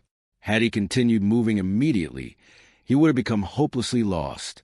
Strong emotions sometimes resemble that compass. The needle shakes. Your direction becomes unclear. The wisest decision is often not movement. It is patience. There is another invisible skill shared by emotionally free people. They become curious before becoming defensive. Someone criticizes them. Instead of instantly arguing, they ask, "Is there any truth here?" Someone becomes angry. Instead of matching the anger, they quietly wonder, what pain might be speaking right now? Someone tries to provoke them. Instead of reacting, they notice the invitation. Not every invitation deserves acceptance. There was an elderly chess master who had never lost a tournament in nearly 20 years. A reporter finally asked his secret. The old man smiled. "My opponents usually make their biggest mistake before I make my first move." How? They become impatient. Patience often defeats force. Manipulation depends upon urgency. Answer me now. Decide immediately. If you loved me, you wouldn't need time. If you trusted me, you would say yes. Urgency narrows awareness. It prevents reflection. It pressures instinct. But thoughtful people understand something important. Real decisions rarely become better because they are rushed. Freedom often begins with one simple sentence. I need some time to think. There's another trap worth recognizing. Some people know exactly how to press your emotional buttons, not because they understand you deeply, because they have watched you long enough. They know criticism makes you defensive. Silence makes you anxious. Praise makes you agreeable. Guilt makes you surrender. Without realizing it, you begin dancing to music someone else is playing, until one day you stop dancing. Not because the music disappeared, because you finally noticed it. There was a puppeteer famous for entertaining children in the village square. One afternoon, a little boy walked behind the stage instead of watching from the front. When the performance ended, someone asked whether he enjoyed the show. The boy smiled. "I couldn't stop watching the strings." That answer contains remarkable insight. Once you notice the strings, the illusion begins losing its power. The same is true of manipulation. Once you recognize the pattern, the pressure weakens, the guilt softens, the urgency fades. Awareness quietly breaks the spell. There is another gift hidden inside emotional detachment, perspective. When you are standing inside a storm, everything feels permanent. but climb high enough above the clouds. The sky has always been blue. Perspective does not erase pain. It reminds you that pain is rarely the entire story. There was an old monk who lived near the top of a mountain. Visitors often climbed for hours seeking advice. One young man arrived exhausted and frustrated. "My problems are destroying me."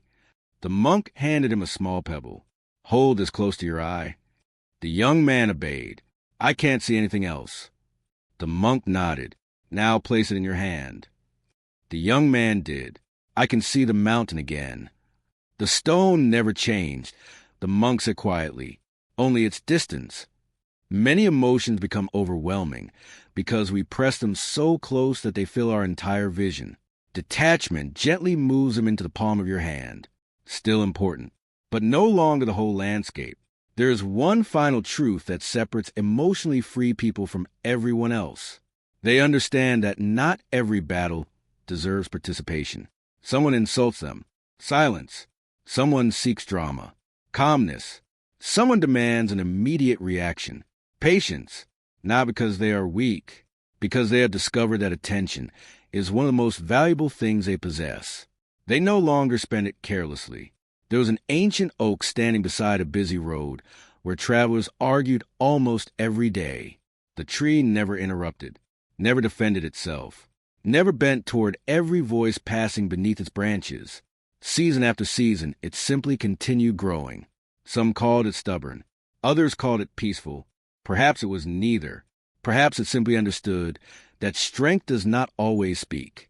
Sometimes strength watches, strength waits, strength chooses. And perhaps emotional detachment is not about building walls around your heart. It is about building enough wisdom around your reactions that no one else can decide how your story unfolds. Because the greatest victory over manipulation is not winning every argument. It is becoming the kind of person whose peace no longer depends on reacting to every invitation to lose it. Chapter 9. Becoming unpredictable to those who control you. There is something every manipulator quietly hopes for. Predictability. Not your intelligence. Not your strength. Not your success. Your predictability. If they know exactly how you will react, they no longer need to control every situation. They only need to press the right button, say the right words, create the right emotion, wait for the familiar response. The pattern repeats. Again and again. Most people believe manipulation depends upon power. Very often, it depends upon habit. Someone criticizes you, you defend yourself. Someone withdraws affection, you chase them. Someone makes you feel guilty, you surrender. Someone praises you, you become agreeable. Notice how quickly life begins repeating itself. The manipulator does not need extraordinary skill. They only need your reactions to remain the same. There was once a hunter who trapped wild foxes without chasing them. Instead of building stronger cages every season, he studied the animals. He noticed something fascinating. Each fox followed nearly the same path every evening. Once he understood the pattern, placing the trap became easy. An old shepherd watched him working and quietly said, "You aren't catching foxes." The hunter looked confused. "What do you mean?" "You're catching habits." That simple observation reaches much further than the forest. Many people are not trapped because someone is stronger than they are. They are trapped because someone has memorized their habits. There is another truth that many people never consider. Every emotional reaction teaches people how to treat you. Suppose someone sends you a message late at night demanding an immediate reply. You respond instantly. Tomorrow they expect the same. A co-worker interrupts you repeatedly. You remain silent. Soon interruption becomes normal. A friend constantly cancels plans at the last minute. You always rearrange your schedule. Eventually they stop valuing your time altogether. People learn from your reactions, not your intentions. There was an elderly music teacher whose students often played the same difficult passage incorrectly. One afternoon, he stopped the lesson. "You aren't practicing the song." The students looked puzzled. "Then what are we practicing?" "Mistakes." Every repetition strengthens something. The question is, what are you strengthening? Every unnecessary apology, every ignored boundary, every fearful compromise. every emotional outburst, every desperate attempt to be understood. Patterns become expectations. Expectations become identities. Identities become prisons. There's another invisible reason manipulators prefer predictable people. Predictability creates confidence. If someone knows guilt always works, why would they try respect? If anger always frightens you, why would they choose patience? If silence always makes you chase them, why would they communicate honestly? Manipulation often survives because it keeps producing results. The moment the result changes, the strategy begins falling apart. There was a merchant famous for bargaining in crowded markets. Whenever customers hesitated, he immediately lowered his price. People learned his pattern. Soon everyone pretended to walk away. The merchant became frustrated. One day an older trader offered him advice. "You've taught your customers how to negotiate." From that day forward, the merchant stopped reacting automatically. Sometimes he lowered the price. Sometimes he didn't. Sometimes he smiled and wished the customer well. Something remarkable happened. The predictable game disappeared. People could no longer manipulate the outcome. Life often works the same way. When your emotional reactions become automatic, other people begin organizing their behavior around them. When your reactions become thoughtful, manipulation loses its certainty. There is an important distinction worth understanding. Becoming unpredictable does not mean becoming inconsistent. It does not mean playing games. It does not mean confusing people intentionally. It means your behavior is guided by principles, not pressure. You say yes because it aligns with your values, not because someone insists. You say no because it protects your peace, not because you wish to punish anyone. Your actions become difficult to predict because they are no longer controlled by someone else's emotions. There was an old lighthouse standing beside dangerous cliffs. Storms arrived unexpectedly. Calm seas returned without warning. Ships changed course every day. The lighthouse never adjusted its light to satisfy each passing captain. It remained steady, because its purpose mattered more than other people's expectations. Consistency of values often appears unpredictable to people who expected emotional control. There is another habit that quietly strengthens manipulation, explaining yourself excessively. Some people believe every decision requires a courtroom defense. "I can't because I only meant." You have to understand, the more you explain, the more opportunities someone has to argue. There was an elderly judge known throughout the region for making fair decisions. One afternoon, a young lawyer asked, "How do you convince difficult people?" The judge smiled. "I stopped trying." The lawyer looked surprised. "You don't explain your decisions?" When explanation becomes negotiation, the judge replied, clarity disappears.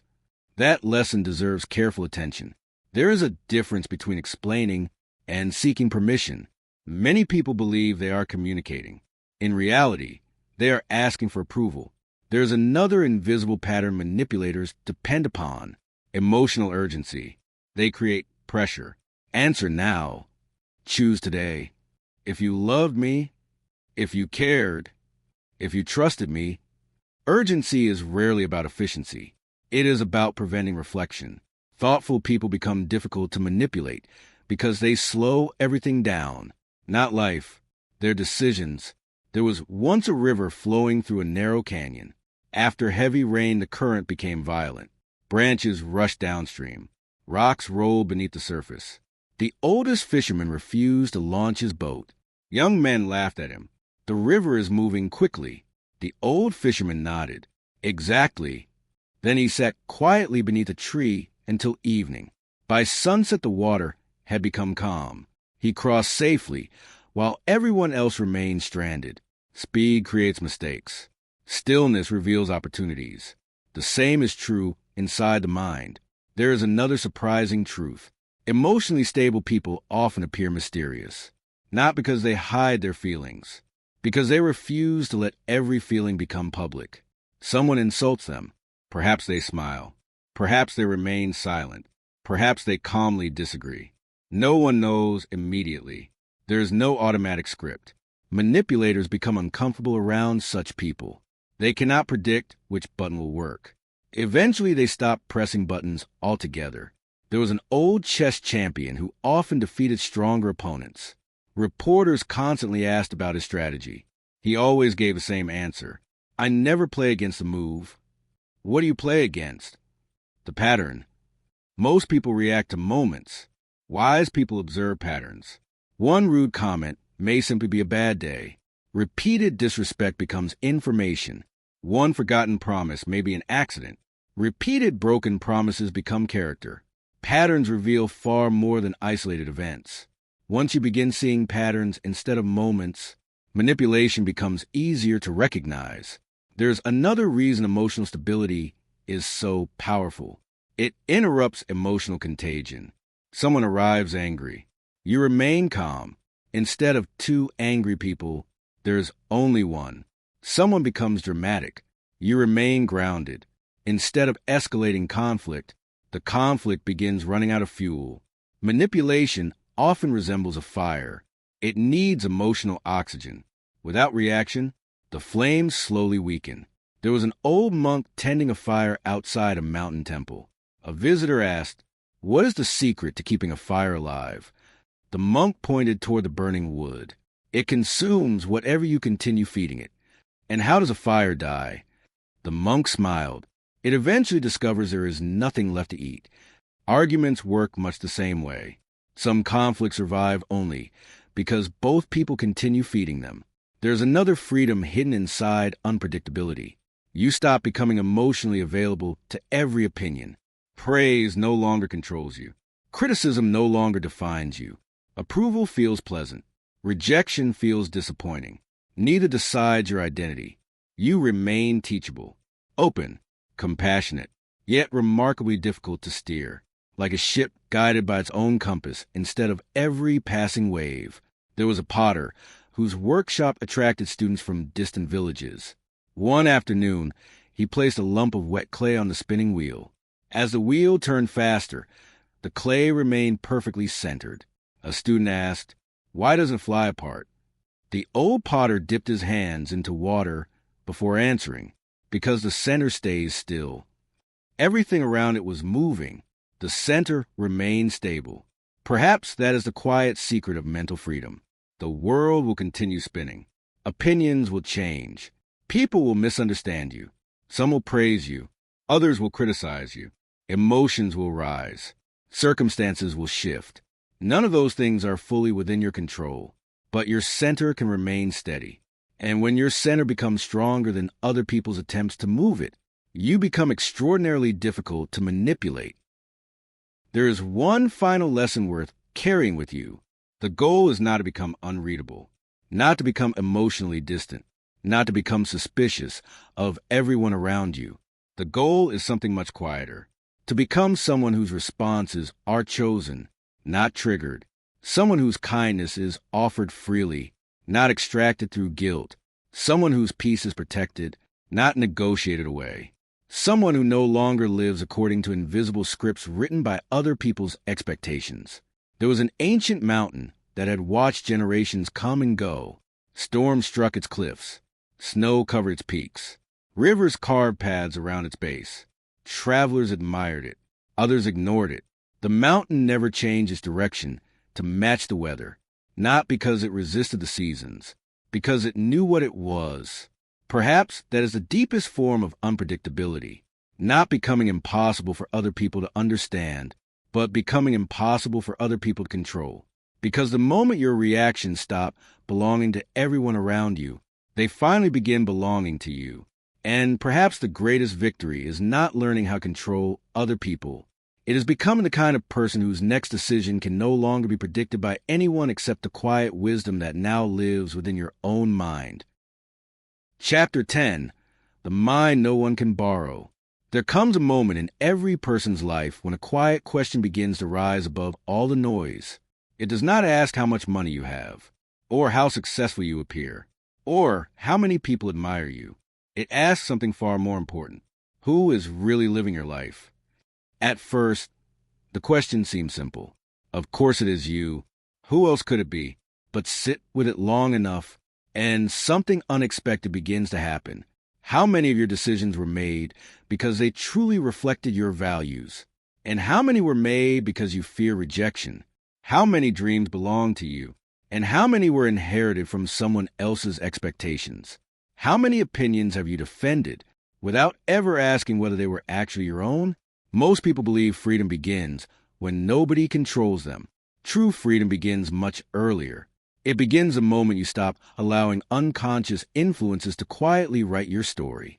There was once an elderly calligrapher whose handwriting was admired throughout the kingdom. Kings requested his letters. Merchants treasured his certificates. Students traveled for weeks simply to watch him write. One afternoon, a young apprentice asked, "Master, how do I learn to write exactly like you?" The old man smiled without lifting his brush. "If you learn to write exactly like me," he said softly, "you will never discover your own hand." The room became silent. The greatest teacher had just refused to create another copy of himself. Real wisdom does not create followers. It creates thinkers. There is something remarkable about the human mind. It is constantly collecting ideas, beliefs, opinions, habits, language, values. Without realizing it, we borrow pieces of everyone we meet. There is nothing wrong with that. Every civilization has grown because people learn from one another. Every scientific discovery rests upon discoveries made before it. Every great artist learned by observing another artist. Learning is not the problem. Losing yourself is. There's a profound difference between borrowing knowledge and borrowing identity. Knowledge expands you. Borrowed identity slowly erases you. There was a young painter who spent years copying famous masterpieces. His technique became extraordinary. Visitors praised his precision. One day, an old woman stood quietly in front of his work before asking, "These paintings are beautiful." He smiled proudly. "Thank you." She looked at him gently. "But where are you?" The question followed him for years. Eventually, he stopped copying. His first original paintings were imperfect, uncertain, different. Some people disliked them. Others loved them. For the first time, the praise actually belonged to him.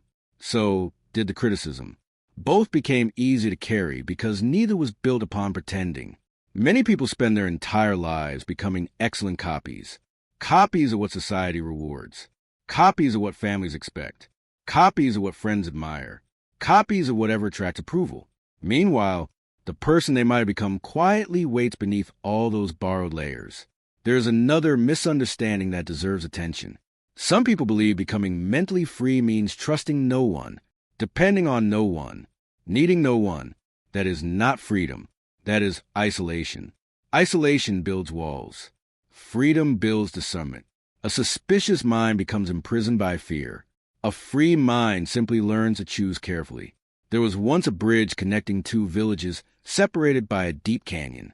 Travelers crossed it every day. The bridge trusted neither the wind nor the weather, yet it welcomed everyone who walked across it. Its strength did not come from refusing connection. It came from knowing what it had been built upon. People are much the same. You do not become mentally strong by rejecting everyone. You become mentally strong by knowing which voices deserve space inside your mind. Not every opinion deserves residence. Not every criticism deserves agreement. Not every compliment deserves dependence. Your mind is not a waiting room where every passing thought deserves a chair. It is a home. Homes remain peaceful because their doors are open with intention. There is another lesson hidden beneath all the chapters that came before this one. Mental freedom is not something you achieve once. It is something you practice every day. Every morning you choose what deserves your attention. Every conversation teaches your mind something. Every habit quietly shapes your future. Every boundary strengthens or weakens your peace. Every thought you believe becomes another brick in a house you call your identity. Freedom is not a destination. It is a direction. There was an old gardener who planted oak trees knowing he would never live long enough to enjoy their full shade. A curious child asked, "Why plant something you may never see become enormous?"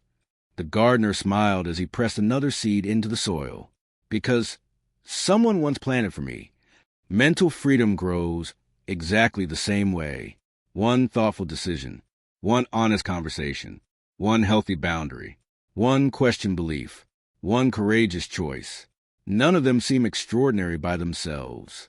Yet together, they quietly transform a life. There's another truth that many people overlook. The strongest people are rarely those who win every argument. They are the ones who no longer need to.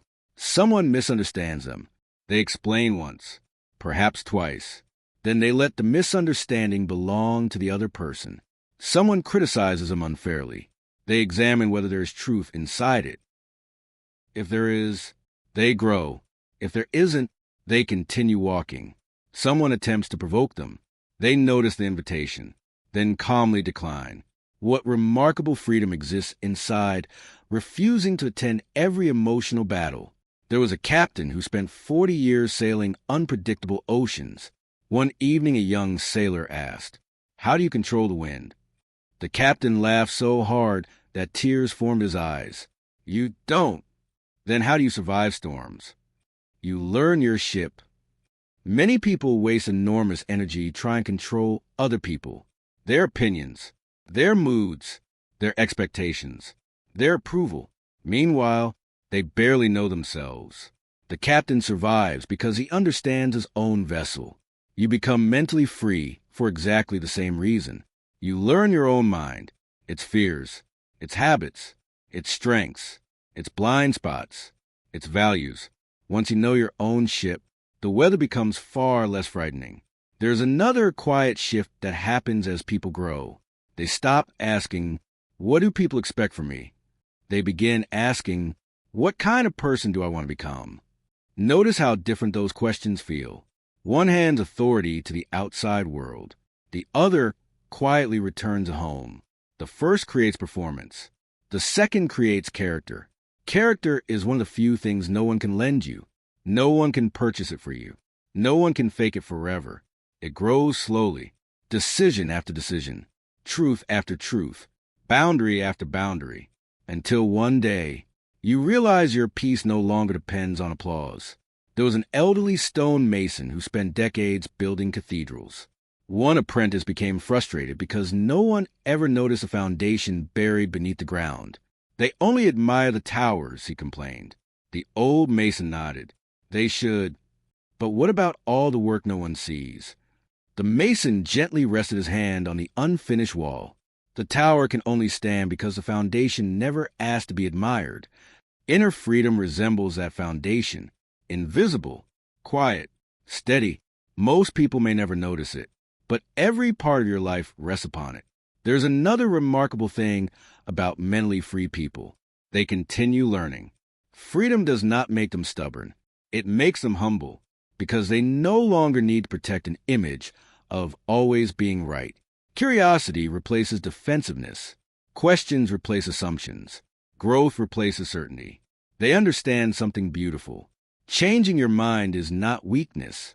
Sometimes it is evidence that your understanding has become larger than your pride. There was a scholar who filled an entire library with handwritten journals. Near the entrance hung a simple wooden sign. It read, "Leave one shelf empty." Visitors often asked why. He smiled. "To make room for the truths I haven't discovered yet." Perhaps the wisest mind is not the fullest one. It is the one that always leaves room for growth. There is another gift that appears only after years of practicing awareness. Simplicity. The need to impress fades. The need to explain every decision disappears. The need to prove your worth becomes quieter. Life begins feeling lighter, not because problems vanish, because your identity no longer depends upon solving every one of them perfectly. You become less interested in controlling appearances, more interested in protecting integrity. There was an old oak tree standing alone on a hillside where travelers often rested during long journeys. Every season brought change. Spring blossoms, summer heat, autumn winds, winter snow. The tree welcomed them all. It did not argue with the seasons. It did not demand that storms become sunshine. It simply remained deeply rooted. That is what true mental freedom looks like, not resisting reality. Remaining rooted while reality changes. Perhaps this entire journey has never been about learning how to defeat manipulators or silence critics. or escape difficult people.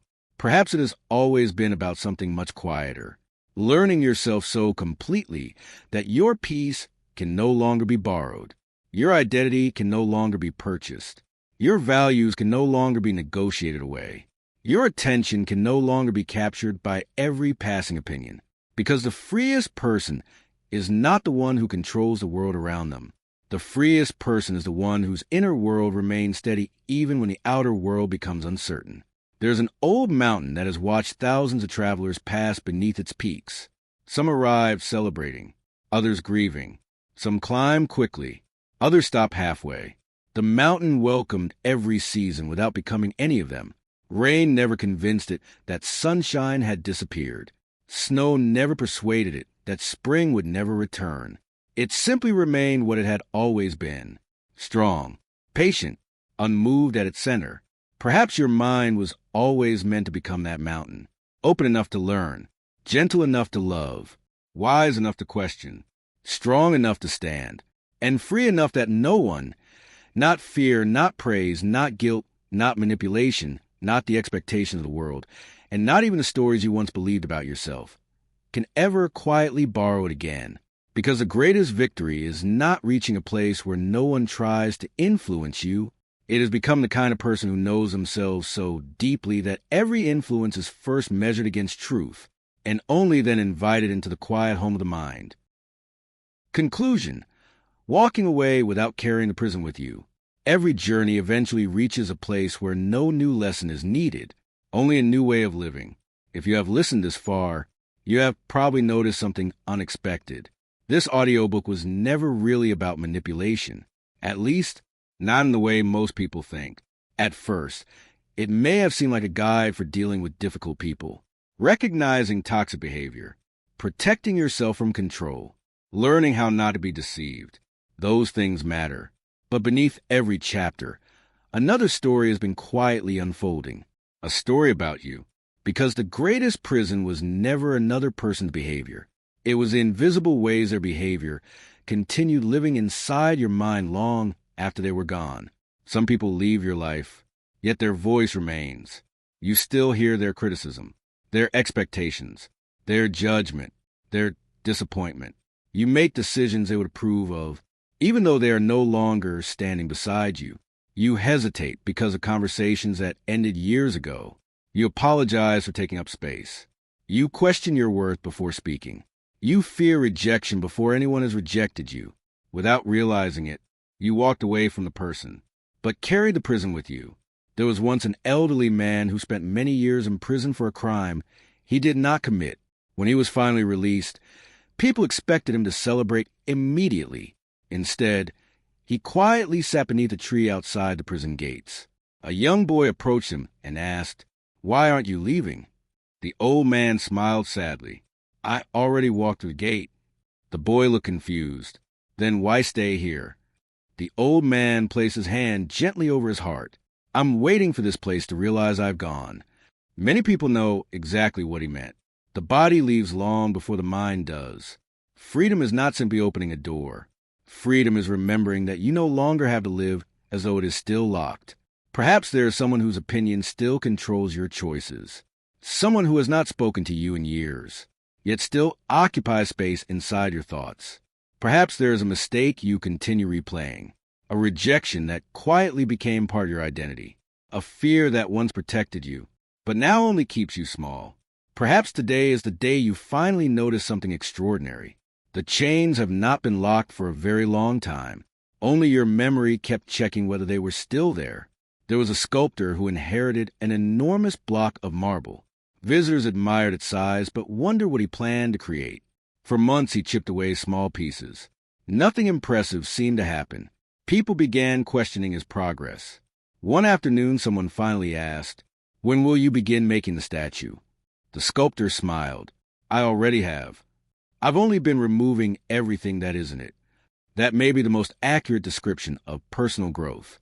You are not becoming someone completely new. You are uncovering the person who is quietly waiting beneath fear, beneath guilt, beneath approval, beneath borrowed beliefs, beneath the endless need to prove yourself. Freedom often feels less like becoming and more like remembering. Remembering the person you were before fear convinced you to become someone else. There is another truth worth carrying with you. You will still meet manipulative people. You will still encounter criticism. There will still be guilt, pressure, expectation, disappointment. Life does not remove every difficult person simply because you have become wiser. What changes is something far more important. You, the same words that once wounded you deeply, may simply become information. The same silence that once filled you with anxiety may become peaceful. The same criticism that once shattered your confidence may become an opportunity to reflect rather than a command to shrink. The world may remain exactly as complicated as it has always been, but the person walking through it has changed. There was once a sailor who spent years trying to stop storms. He studied the wind, argued with the waves, complained about the rain. Nothing changed. An old captain watched him struggling before quietly saying, "The sea has never promised to become calmer." The sailor sighed. "Then what hope is there?" The captain smiled. Those simple words contain remarkable wisdom. The world does not owe you certainty. People do not owe you understanding. Life does not promise fairness every day. But your peace no longer has to depend upon any of those things, because your greatest strength is not controlling the weather. It is becoming someone who knows how to sail. Perhaps that is what true confidence has always been. Not believing that nothing difficult will happen. Believing that whatever happens, you will meet it with clarity instead of panic, with wisdom instead of impulse, with patience instead of fear. There is another quiet shift that happens as people mature. They stop asking, "How do I make people understand me?" They begin asking, "How do I understand myself more deeply?" The difference is profound. One spends life chasing validation. The other spends life building character. Character travels with you. Approval does not. One disappears the moment someone changes their opinion. The other quietly grows stronger every time you choose integrity over convenience. There was an old violin maker who spent decades crafting instruments by hand. A young apprentice noticed that the master always tapped gently on the wood before carving it. "What are you listening for?" The old craftsman smiled. "I want to hear what already lives inside it." Every piece would carry its own tone, its own character, its own possibility. He never forced the wood to become something it could not be. He simply revealed what had always been there. Perhaps your life deserves the same patience. You were never meant to become a perfect imitation of everyone else's expectations. You were meant to discover the quiet sound of your own values, your own convictions, your own voice. There is another misunderstanding that deserves to disappear before we part. Strength is not loud. It rarely announces itself. It does not always win arguments. It does not always receive applause. Sometimes strength looks like remaining silent. Sometimes it looks like speaking the truth kindly. Sometimes it looks like walking away. Sometimes it looks like staying. Sometimes it looks like saying no.